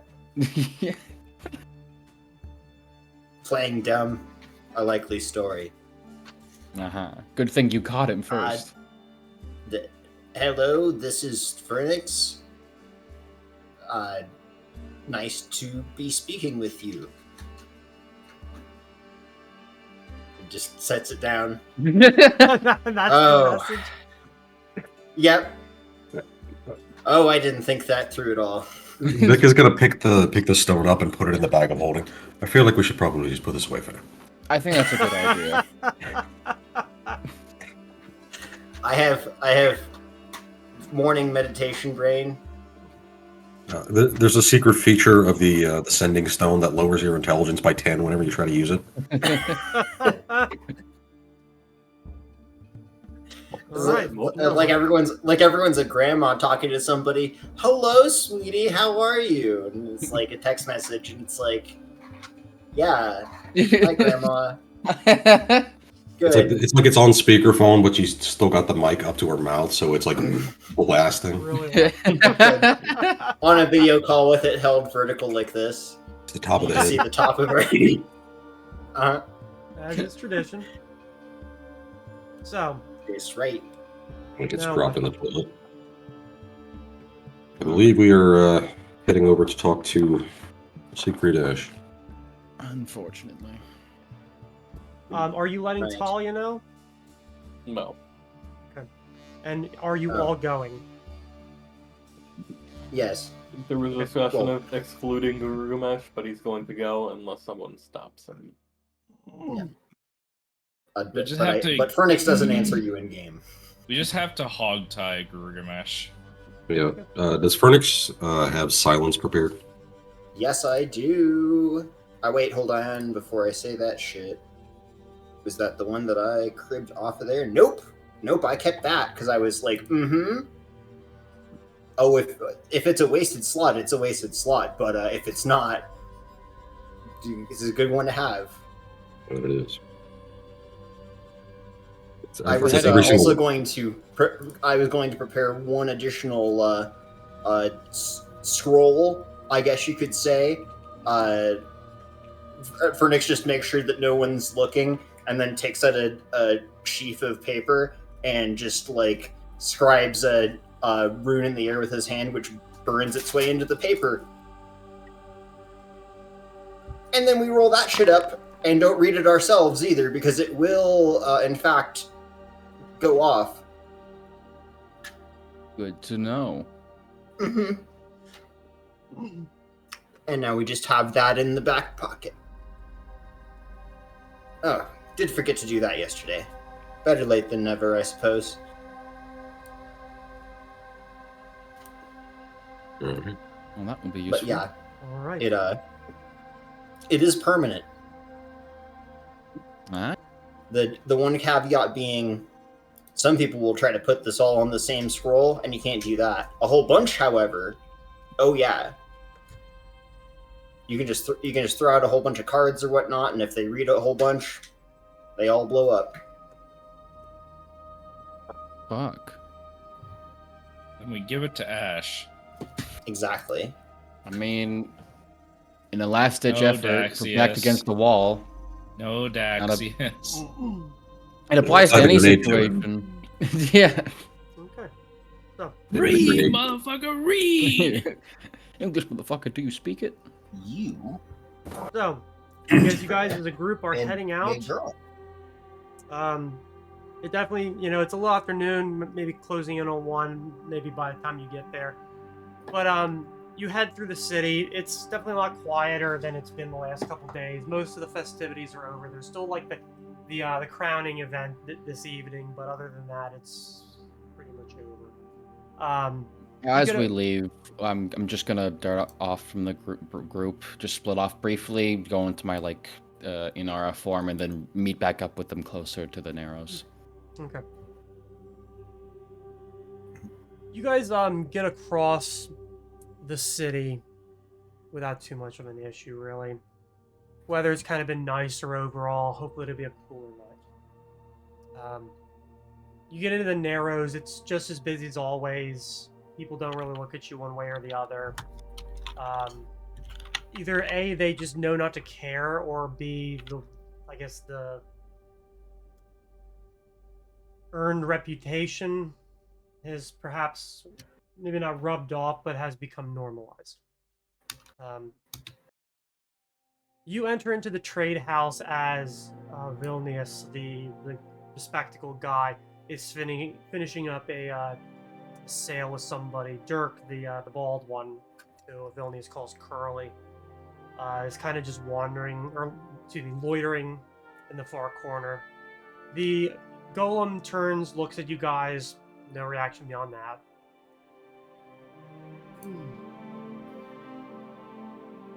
Is Ash in here? Probably not in here. Not here, like not in the sale room, sales floor. Excuse me. The middle class guy who's finishing up the sale, he seems to be buying like something relatively simple, a weapon of some kind. And Vilnius takes the money, gives him back his change, and says, "Well, have a nice day, yes. Very good, very good." And just like sees him out. He sees you guys and then waits for the other guy to come out and says, "Well, I wasn't expecting everyone to come, but We're here a bit early. either way, you are expected. In the back. Go. You know the way." Yeah, I start going that way. Sure, well. Start going that way. I pull my sword. No, I don't. I quick save and draw my hammer. Don't worry, we'll be back. Just pulling out the wands and the. Yeah, we And just he's got a like, loaded "Oh." handgun for some reason. Also, I didn't know Sven had a sword. Did you say a minigun? No, a loaded handgun. Okay. Yep. That would have been very funny if you. No, this Pull out a isn't shitty minigun. Pokemon with guns. So, you I will say I'm loading into my my quick sheath the mirror image wand. you head through the back. Vilnius opens up the desk thing to let you under. Go through the back. It feels like kind of a long walk because as soon as you get into the back room, it gets a whole lot quieter. You go go up the stairs around the corner, and you can hear the scrawl of a pen across paper as you get to the other end of the hallway. What is who is leading, who's following? I think Um, Sven it's- might be leading. Oh, Garugamesh Yeah. definitely pushed himself to the front. I'll be behind Gilgamesh. I usually monkey in the middle, but do you want to go in front, Lynn? Or I don't do think you it want to be matters. fourth or fifth position? I can be last and close the door on my way in. Okay. Okay. You get inside. He doesn't look up at you as you guys enter, just kind of like finishes writing off what it is, puts the ink pen back, takes the roller to like pick up any extra ink, puts that down, and then looks up at you. Kind of like across. His expression is a bit hard to read. Pretty neutral. He then looks between Garugamesh and Daxius and says, "Room 308. So, what exactly did the rest of you have to discuss?" You are. Well, I suppose actually. The first question: have you learned anything in your investigation? Perhaps. Nothing necessarily good, but perhaps something useful. My employee was telling me that when he walked in, you were arguing over something. We tend to do that a lot. It really It's doesn't not mean really anything. Daily occurrence. We were having a discussion on something perhaps related to what I. At a game, do I want to say hired you for? Sure. But our something related to our agreement. Is that why you asked me to summon the captain of the guard? Yes, though the others here seem to disagree with my requests, so Perhaps don't. That's why we came so quickly. I assume Well, you you're, can see that she is not here at present. I assume you're comfortable with an amount of discretion in your business dealings. I Is, don't think I would have survived as long as I had I not. I assumed as much. I simply bring this up as it is a sensitive topic.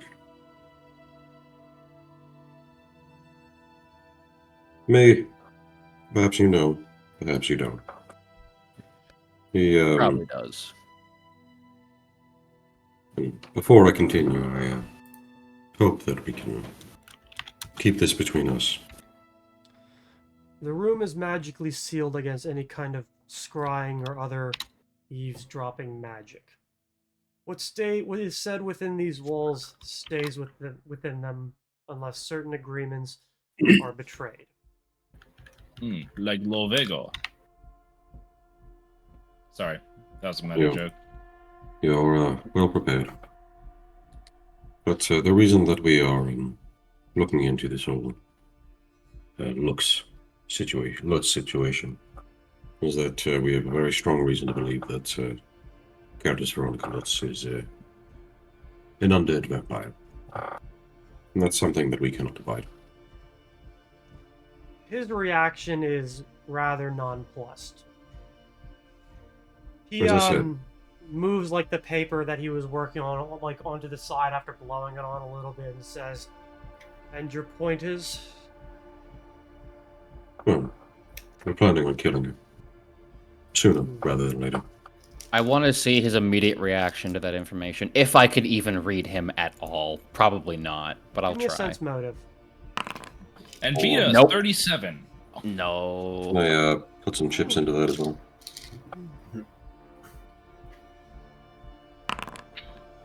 Damn it. I'm not going to cast guidance. Maybe. I might be taken the wrong way. You got some magic funky shit?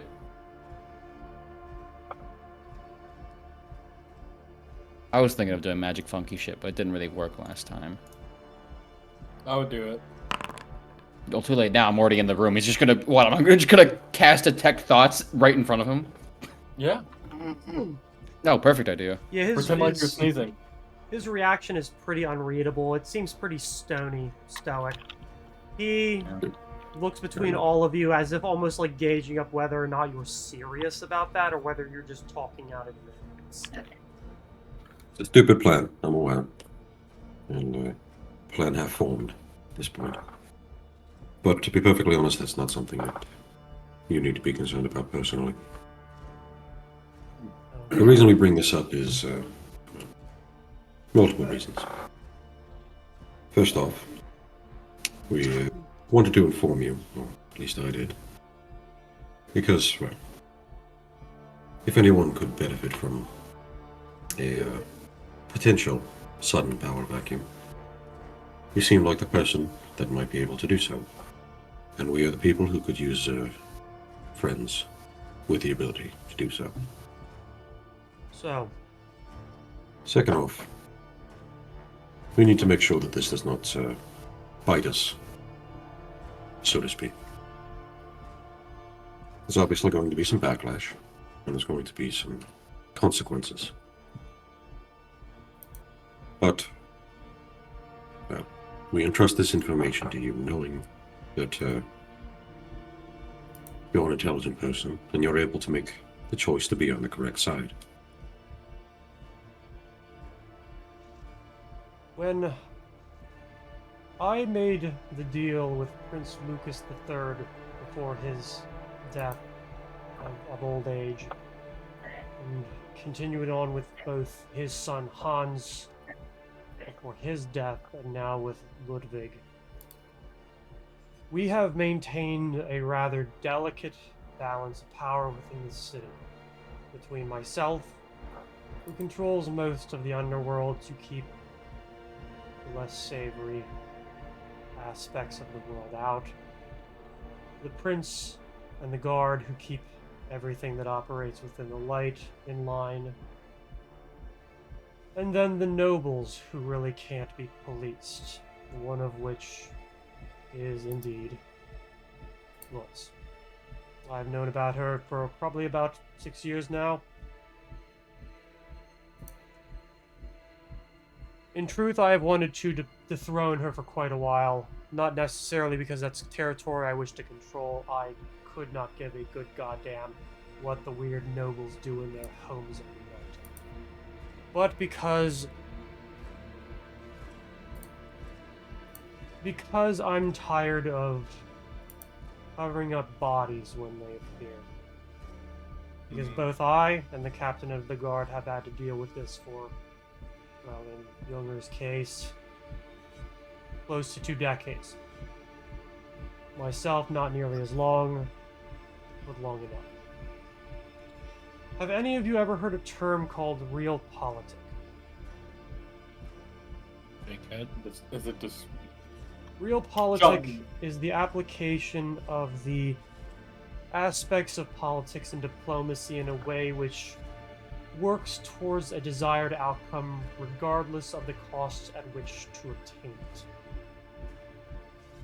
Leaving Lutz alone has been an aspect of that because my own forces and the guard, and if Captain Junger needs to pass on a message to Captain Frederick Jaeger, the Royal Guard as well, could probably snuff that out. However, there come with it costs. We are well aware that in the north and in the east, the undead have a little more sway than they do here in Innsbruck. Lutz is a pain in the ass. Not so much of the activities that she and hers have undertaken over the years that I've known about it, but because she's a tick. Embedded and difficult to get out unless you have the right fire. So, am I correct to assume that you are going to take a swing at this regardless of the words that I say once I stop speaking? probably? It No. depends on what you say. But it is something that we very much are invested in seeing through. Then I might have a solution. I will need to send a couple of messages, but it is always best that when somebody like this falls, it is not to a rival gang, it is not to some random hero, it is to the system. Because it's a whole lot fucking harder to attack a system than it is an individual. I know that there have been certain elements within the Valier society, and like, his eyes turn to the two of you and says, oh, by the way, the individual in question will be at the feast tonight. Do with that information what you will, because if they depart, I will be able to warn. So are we just supposed to guess who this is? You have a name? I will tell you nothing more than you already need to know. Oh, In great. fact, So it's we are supposed to guess. It is generally better that you know as little as possible. So if something happens, you don't need to deny anything because you don't know anything. Of course. So, there are certain elements within the society who have been wanting to dislodge them for quite a long time. The same within the Freehold, although not nearly as enthusiastic. Truth be told, it is because none of those two groups, myself or the City Guard, never really had the conviction to take a swing at it. Alone, even with one other group, we would achieve victory. It would be Pyrrhic at best. And as soon as that happens, word makes it eastwards, and suddenly we have a lot more problems coming down from the mountains. But And he kind of like leans forward, and you can like hear the desk creak as like he puts more of his weight onto it. If certain information were to come out that perhaps would incriminate them,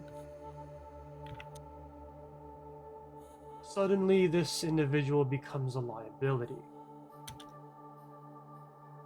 I have had it on good recognizance that there is somebody coming up the road from Darien in a long black coach. I don't know who they are, and I don't like that. I also know that they are magically warded, and that the magics that they are using are not exactly common. Dollars to donuts, I would bet that if they don't go into the freehold, which I suspect that they will not, they will end up at the Lutz Manorhouse.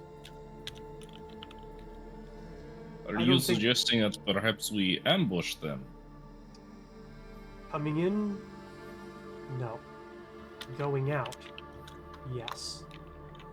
I want to make certain that they are seen here in the city. That they are seen having gone into that home and coming out of it. It's very uncommon for a single coach to take as many magical and physical precautions to conceal what it is within. I don't like it, but I had my suspicions. I've heard news from the West that there are certain groups who have gotten a little restless. Certain Underdark individuals. Hmm. Oh, joy. My favorite. Going into that home, even now, just the 1, 2, 3, 4, 5 of you would be suicide. 6. We have a big cat. Ah, Oh, 7 in Natari, and then we can't forget about our new homunculus, so really, it's 8. And then if you think about it, no. All of the mites living in Garugumesh's beard count up to another person. True. well, Like 10 people, honestly. By weight. By weight. I expect at most that there are 4 people within the coach, a driver, and 2 guards. I like those odds a lot better, especially when I can make sure certain things happen to buy time, give a little bit of information to the right people so that perhaps they know exactly where to find these individuals when the time comes. Can I make a slightly old request? I've got like 6 charges of discern lies. I basically would probably like to use that at a couple instances. Mainly being on like how much does he actually know? Like, when he says something to the extent of I don't know what's in this, but I know it's suspicious. I want to hit that. I want to hit like whenever he's talking about like his feelings about it. Like he just said something to the end of like I like those odds. I want to make sure that he's not just like saying that to get us excited and get us killed because he knows more than he's letting on. And along those lines, I just want to make sure that like he's not just feeding us a hook so that we can end up getting out of his hair unnecessarily. And I can use however many discern lives charges he feels necessary. Choose a 6. statement and I'll offer you information. Okay. Can I do 3 separate statements, like I said? Sure. Okay. First statement, basically the part where he's talking about how he doesn't know who's in the coach. So that's a discern lies. I believe it is a 17 will. Okay. Yes. Is this a situation of yes, no, or is there a scale? So each round you concentrate on the target who must be within range. You know if the target deliberately and knowingly speaks a lie by discerning disturbances, yada yada. So it's either a yes lying or no lying. Okay. It doesn't necessarily reveal evasions. Right. Like I said, it's like, is it a yes or no?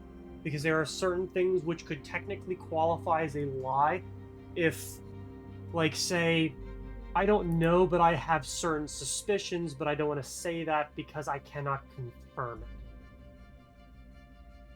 it. Though, Definitely lying then. yeah, because it would theoretically pick up on each individual part of the sentence. So I don't know would be one part of the sentence it could tell if it was lying or not. But I have suspicions that could tell if he's lying if he actually does know. And then such and such so overall. Mm-hmm. I don't know. You can interpret it however you want. It's a slightly Okay. So the vague. first one was about that he doesn't know what's in the coach. Yes. You don't get a read back on that. Okay. The second? Second was that he feels comfortable in saying that. I don't remember the exact way he phrased it, but it was like, I like those odds better. The goal being, is he trying to string us along and say that, we have a better chance than we do? It doesn't ping as a lie. Okay. And I can supplement these with sense motives as Go ahead. necessary. I just do one for each, just to cover bases. Okay, first I'll just do. I don't remember what the third one is, so I'll just skip that one. I'll just do these first two. Yep.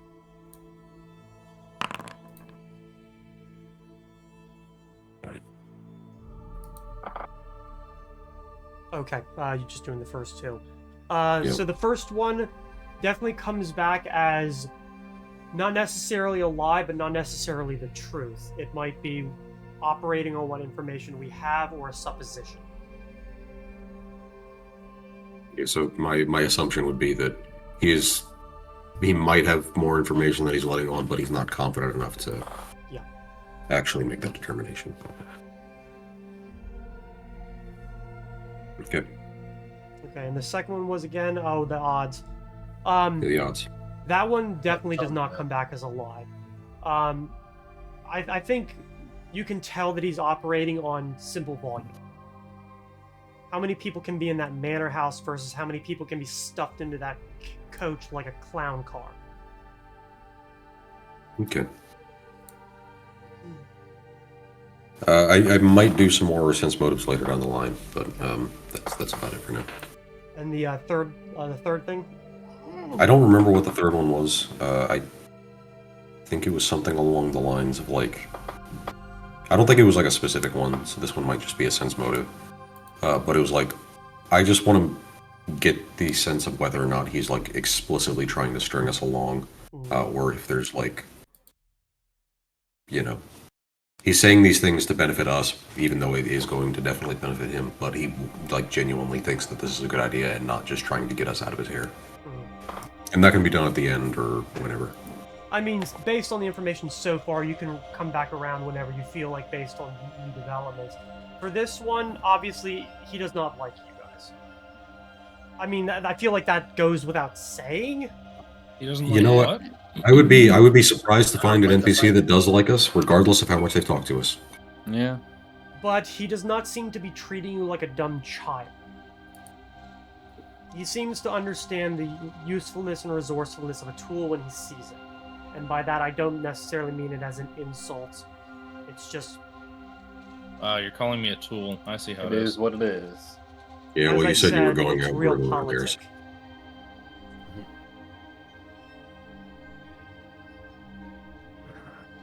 Okay. Yeah, sorry to interrupt. Just to try to get that in. In this situation, were you to succeed or you to fail, I would need to be letting certain people know regardless. Those being the captain of the guard, those being Talia Verowan, and those being Captain Frederick Jaeger of the Royal Guard, most likely to pass on to the prince himself, as the prince is well aware of the situation and feels about as, I don't want to necessarily say powerless, but he understands the blowback of going directly at a cell of vampires. But if something embarrassing and dangerous were to come out, make the Countess Veronica Lutz into a liability, I find it much more likely that they will jettison her and try to start anew elsewhere. But before I were to say anything to anyone one way or the other, I would need to know A, whether you are going to do this, and B, if you'd like to take my plan or you'd like to charge the gates. Because if you try to charge the gates, I will provide no political cover. And I can guarantee you that you will probably be forced to leave the city for quite a long time, assuming you don't die. May It we- sounds as though we only have one option here. May we speak as a group, just briefly, and get back to you in a few moments? I will pop another discern lies on that last statement as well. I don't think he's lying, but I Couldn't mean, hurt. for the one that he just said about that you have two options, or the if you Yeah. charge the gates, you will die. specifically that, That comes across as truth. Like I feel like yeah, anyone. I didn't here would think I be- needed to. Yeah, I didn't get the impression that that was him trying to finesse us. But I haven't used one of these class features in about 3 months, so. Please, you may regroup with me whenever you've reached a decision or desire more information. It shouldn't take long. He pulls out another piece of paper, takes a pen, and begins slowly writing again. In the meantime, could you read this? No. Oh, how nifty. We'll find like a quiet corner somewhere. Yep. I don't think you need to pop your fake whispering your spell here. We're quite enough company. However, I just wanted to get us aside just so we could talk one-on-one in case there was any problems anyone had. But if I'm going to be honest, as much as I don't like leaving, possibly only getting rid of one of these vampires and leaving the rest to just scatter and regroup elsewhere, it might be the only reasonable option we have. I agree. I do agree. I think that, if anything, this is perhaps even better. I wouldn't say better. We're only getting rid of one rather than a bunch. I don't think our But- intention was ever to completely No, destroy no. I this. mean, this information and plan is better. I want to eradicate Yes. them all. Every last one of them. I actually I agree with can Guru. I would sympathize. like to, but I would as well. I know he's What- making a what's the reference to phrase? something, but I don't know what it is. Biting off more than one can chew. Sounds like that might be something that would be in the form of several vampires instead of the one powerful one. So mhm. I think our odds are better. It Yeah. slightly alters our original goal. At least my original goal, in that it wasn't necessarily that their operations in specifically Innsbruck were the problem, but their operations in general. I agree, But, which is as you why said- I have an idea. Biting off more than we can chew might be, especially now that we have a bit more context with how they are operating as a cell in this northeastern part of the kingdom, of the empire. Right. I didn't want to affect everyone's confidence, but a full good amount of my planning has been on just making sure that we can get away from whatever. Fair. I mean, to be honest, I was only expecting, when we first talked about the vampire stuff, I was expecting, like, 2, maybe 3. If they've known about this entire time, there's got to be a whole fucking herd in there. I don't know what we can do against a lot of them. But we did not have the context that we needed, which is why we had waited so long before pursuing this. I do think I highly agree with you, Vic, that my intention also was not because they were in Innsbruck, they're a problem. It was they're vampires, so they're a problem. But we also have bigger fish to fry, and we also can't deal with them all right now. So I need to sort of round up my followers anyway, and sort of get them in the know of what's going on next. I have a few ideas, at least if they all decide to continue following me. But one of them, including bringing people over to Lunenburg, was possibly, once we deal with these vampires, having 1 or 2 of my followers possibly keep tabs on them while we're away, and maybe once all of our other baskets are filled, perhaps in the near or far future, we can revisit them and deal with the rest of the mess when we're stronger and more experienced and don't have a lot of other shit breathing down our neck. Dexius, I don't mean to offend you when I say this, but I feel like if you were to assign this to any of your followers, they would probably end up dead. I'm not saying to follow them like to trail them. I'm saying to keep tabs on them, like multiple days behind, probably. If we do follow through with Ashe's plan, then there wouldn't necessarily be any vampires in Innsbruck. At least not immediately. Not in Innsbruck, but afterwards. Sending them into Ravensburg or Unterfell is probably an unwise decision. Well, no, I'm not expecting them to throw their lives away, just more getting what information they can without dying and keeping us in the loop. I think experience for them. I don't think that's to be perfectly honest, I don't think that's important right now. We can worry about that later. But if we follow through with Siegfried Ashe's plan, we are striking a blow, even if it is not necessarily to the same extent that we initially intended. And I got the general impression that, while I wouldn't say he is our biggest fan, he's not stringing us along, so to speak. At least not with ill intention.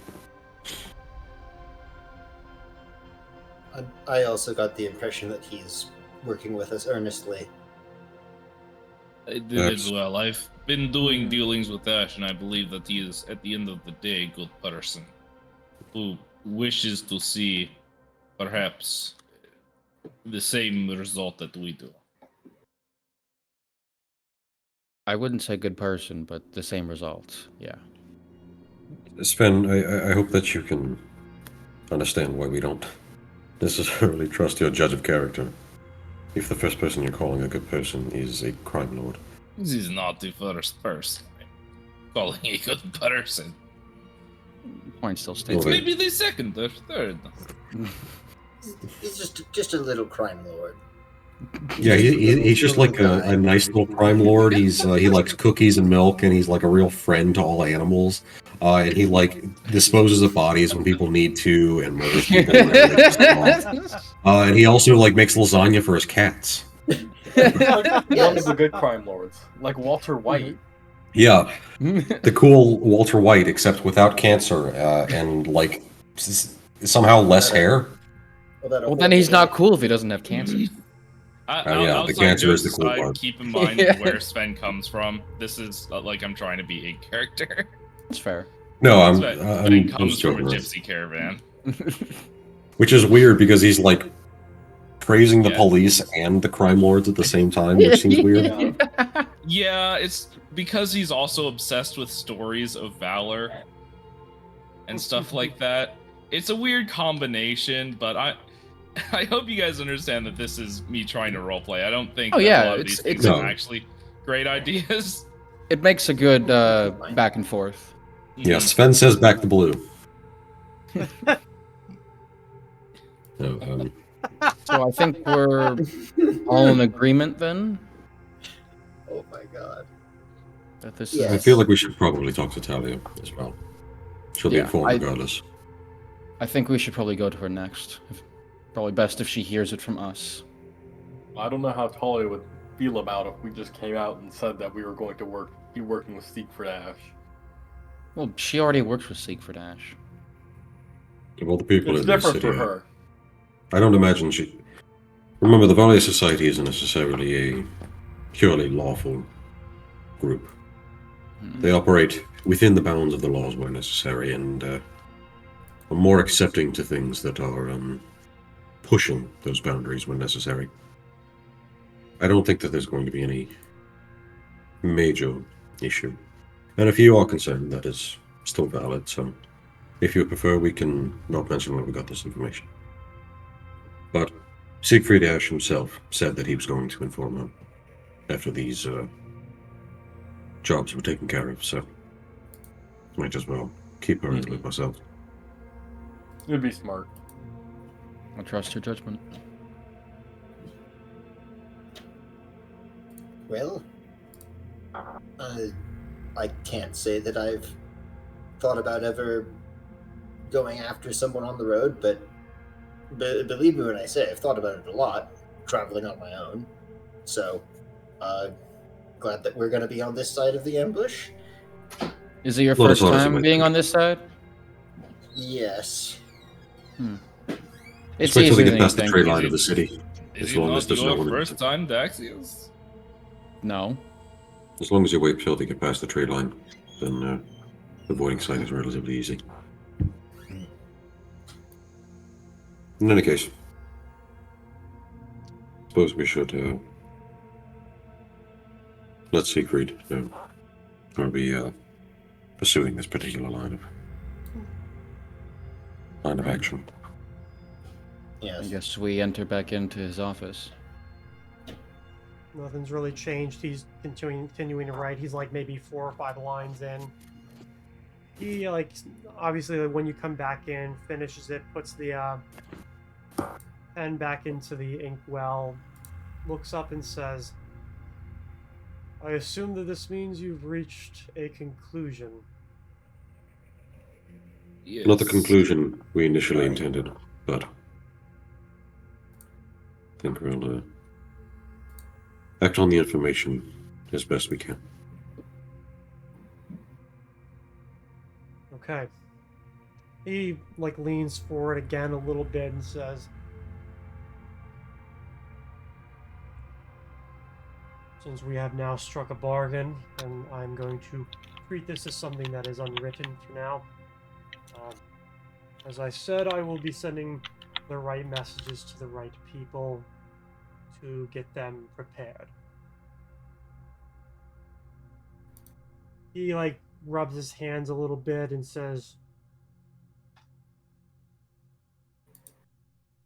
"My suspicion is that representatives from a drow house is being sent north. For what purposes, I don't know, but I've heard rumors and rumblings from the southwest, and I don't like them. Historically, I've been aware that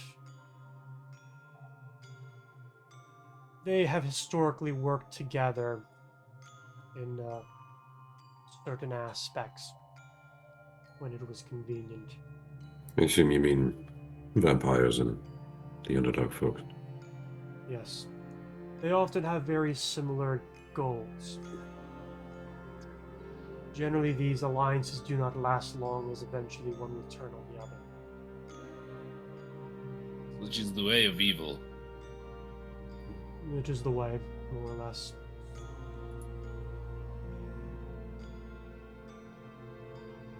When this happens, you're going to want to take a prisoner. I don't know who exactly is going to be within that coach.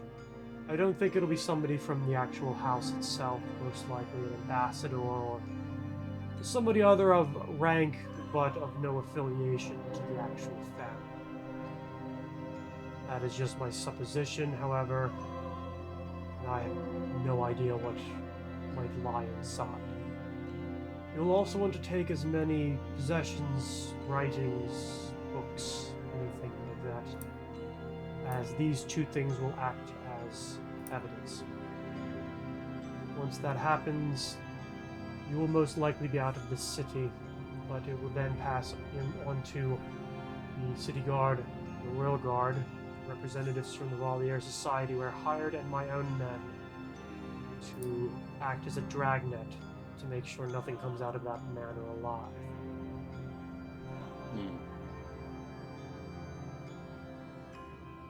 What happens after that will be my problem.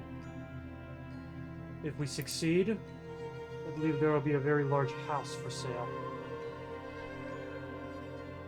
Imagine if we could pick that house up. Hold on. Oh fuck no. Hadn't even crossed my mind. Yeah, let's buy the vampire house, guys. That would be so cool, though. That would be cool, but that is so far out of our pay grade. Maybe we get a discount for the service we did to the city. I like to imagine that this conversation is being had in character.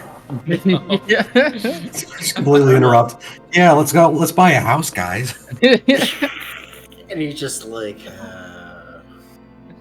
Can someone roll All of our knowledge voices to see how much change. that house is worth? I mean, Sven might be able to afford it. Yeah, because Sven's sitting on a let's small see. fortune. Yeah. I say, if somebody wants to roll a praise, at least who has been within the building. Have I been in the building? I don't think so. I think only Grugamesh has been in the building. No, Vic has. What do I get with a 13? Ah. I'm gonna try and scratch me. Yeah, that's about right. See you, baby. Um, I'm role playing. Ben thinks it's Vic thinks it's $1 million billion. Vic has been homeless for like 40 out of his 42 years, Nice. so he really doesn't have a good sense of how. 43, sorry. He doesn't have a good sense of how much houses are worth. so He doesn't live. He's never Grugamesh. lived in one. you think the house is probably in the 400,000 to 500,000 gold range? Holy shit! I Yikes. didn't even know that you could get that much gold. Mhm. There are magical items that go for less than that. Yeah, some people waste it all on some book they can read to be smart or some shit. Yeah, just get like 3 greater quicken metamagic rods, and you've already just surpassed that amount.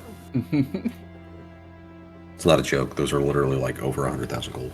I mean, Yeah. we're scrapping together, and we feel like we're big money when we have 10k gold laying around. I didn't realize that's what the nobles were like in this game. Yeah. Considering that this is how much our shit Like, costs, and this is disgusting. how much money we're getting Guys, maybe at we level can get a 7. discount. We can get a discount for our services. A whole 10%. Woo woo. Woohoo! With that said, he kind of Get looks alone. between you all and says, "Has that been forthcoming enough for you to operate with?" I believe we can do something with this. Yes. It should be.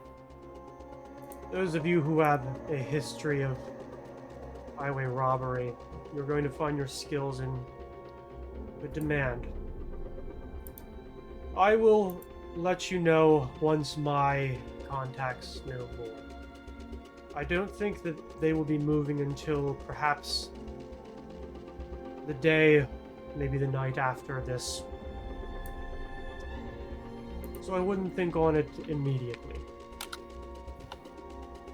And, I suppose I'll see some of you at the dance. If you want to. Though I might leave my friends behind. I don't dance usually. Well, if you don't dance, then you're no friend of mine. Oh, really? Alright, boys, time to wrap it up. Close the session. See y'all It's next very week. cool of you to say during a business meeting. You get the curb your enthusiasm thing. After that, he picks the ink pen back up and says, "Well, I thank you for your consideration and cooperation. I genuinely, Ash, as a business partner and potential friend, I genuinely hope that this is a very good thing for you. Good things come as a result. I reach out to Make shake sure his you hand. cut us in. He actually does reciprocate. He has, Sven might be the only one in this party who genuinely really likes Ash. he has a pretty strong grip. Doesn't seem to. I can at least say that much. I'm going to just, before Grugamesh has any ideas, just put a firm hand on his shoulder and just say, don't even ask. I wasn't going to. I know how to mind my manners in a business meeting. Alright, just making sure. Just not when you send missives. What about some missives? You don't want to know. By the way, I'd like to point out, back God damn. when we were having our earlier conversation, I mentioned I put the hat of disguise on, and I did not take it off, so I do still look like Vic for the entirety of this I conversation. think Siegfried Ashe knows who you are. Yeah. Considering I think Vic is what, 6'2"? Oh, no, I made myself as like a foot shorter, so I think I'm how tall? I'm like 3 something now since I made myself a foot shorter. Yeah, I'm Vic, but I'm a 3'5" version of Vic. You You cut only the change legs the off. vertical proportions so he's just as wide as a normal Vic would be. It's like like a squished JPEG. Yep. Vic is 5'10", I believe. Hmm. He's smaller than you think. That's average. I think that's tallest in the group, though. Oh, wait, no, Sven's No. probably No, tallest. Sven's the tallest. Sven's the Oh, yeah, tall. it's like- Sven is 6'8". Yeah, 6'8". he's fucking giant. Yes. He is incredibly tall. Like, especially for this time period, he is pointedly very tall, especially for a catfolk. I think he'd be tall in any time period. Yeah. Like, you would probably not live past the age of 45 because you have gigantism and would die. So, How old is Sven? He is 27. Oh, shit. That's the same age I am now. Fuck. Now it's a self-insert. That was it. That was it. It was all we needed. Yeah, I was gonna say he's always a old. self-insert? after that, he more or less just kind of gives you a gentleman, and unless you have anything make- else to discuss. I leave as fast as possible. We'll be in touch. Pocket Cat agrees. Rugamesh stays She behind does. to be the last one to leave, and then he challenges Siegfried Ashe to the arm wrestling. I see Garugamesh waiting to do this stupid plan, and I pick him up under the armpits like a child and pull him out. Little Vic is kicking his legs. Little Vic. Even though he's holding him like a solid foot above where his arms are supposed to be. Oh my god. Yeah, like it looks like I'm like summoning your head. Vic, both you and Garugamesh just see him go. Yeah, that's most people. It's like this is like one of the very few times where Vic intentionally avoids eye contact. Siegfried Ashe seems to know that they only keep Rugamesh around because he hits hard. Aw. That's not true. You also make the group money by making gems. Oh yeah. Oh, I forgot. I need to put 300 gold into the party fund. Mm.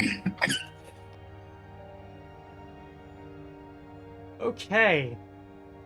Well, I feel like this is most likely a very good spot to leave off the session for today, so you guys will have the banquet to look forward to. And also, me and Grugamesh are finally gonna get started on our robbery. Yep, and the two of you are gonna go. Well, technically, it's not thievery; it's piracy. Because you're not Right. stealing anything; you're copying it. So nothing was taken. That's true. Wait, I wouldn't hold on. download a car. What do pirates look like in this universe? Do they look like with their normal? eyes. Well, it's a mixture of what you would expect, like actually European corsairs, as well as like actual more Turkic and North African corsairs as well. They also There's have this- black leather jackets and aviators. got slicked back hair and like switchblades. Yeah. They're gracers for some reason. I don't know. It's just part of the lore. I feel like Garugamesh would make a pretty cool biker, you know, with the slick back, red hair, Oh my the God. big beard, leather Somebody get rid of jacket. that. Yeah, but he's way too in shape to be a biker. You need to be at least like 150 pounds overweight. I don't know why in my head, but like if Garugamesh was a biker, in my brain, he's like also doing the biker sketty meme. You know what I'm talking about? He's on a horse with 2 forks that have spaghetti on them. Oh, that shit. Yeah. Yeah. Instead of Or, making gems, he peddles Right. biker meth. I don't know what that is. Oh my god. Or that one meme where it's like the guy got photoshopped, like the guy was standing on a bike that was like shooting flames out. Except they photoshopped the bike out, so it looks like he's just like bent over and farting out a fire. Yeah. See if I can find it. I can very clearly hear the beginning riff of Bad to the Bone. Ba-na-na-na-na-na. America from looting to tooting, a deadly disease called diarrhea from Korea. What is this? I don't know. It was the first picture I found. We need a way to display these memes on stream. Oh my god, yeah. Oh man. Fucking Christ. You could just tweet it out, whoever has the Twitter. Well, I think we I all think have that's worthy of You being all tweeted do. out. I think I'm the only fucking one who posts anything on that. I always forget that we have the Twitter account. I I know. refuse to use Twitter. No. Thanks everybody at home for watching. Next time We're we will ending get on to see. biker sketty. Yes, we are. We will end with biker sketty because that is what you chose to end on. There, we'll get those pictures out for everybody, Yeah. so we're all on the same page. Next time we'll definitely we'll see how these two people deal with trying to magically copy a book in a very high class hotel, and I guess we'll see how the socialization in the freehold goes for those who don't go to the thieving part. Well, I guess it wouldn't take them too long to do the thieving part, but You said it would take like an hour, I recall. about an hour, and I think the dinner starts at like 5. Like the event starts at 5. Food is served from 6 to 6 or 6 to 7, and then from 7 to midnight it's just entertainment. Okay. If that's an out-of-game hour, then I think you're underestimating things. Yeah. Yeah. Well, I'm hoping that you guys don't, start a fight and swing from the chandeliers, but I guess Hopefully I should not, probably, but- account for that. I mean, Well- shit could just go wrong. I mean, The- normally Garugamesh and Daxius don't fight. It's Garugamesh just normally doesn't listen to Daxius' advice, and shit goes awry. The general rule of thumb with anything involving this group is that if you try to assign a amount of time that it will take, you need to triple it and then consider other options. Because we can't do Yes. anything fast. No. Oh No, we God. cannot. It's our Oh, curse. Christ. Like we've probably spent a collective of like 20 hours just in the library over the last 2 sessions. It's weird, man. You guys are There's a fucking reason. nerds. There's a You reason gave us they too had much stuff to go go with- research. Like it's like a bunch of names and facts and history stuff. It's like I don't know what the hell this is, so we gotta go spend a lot of time in the library.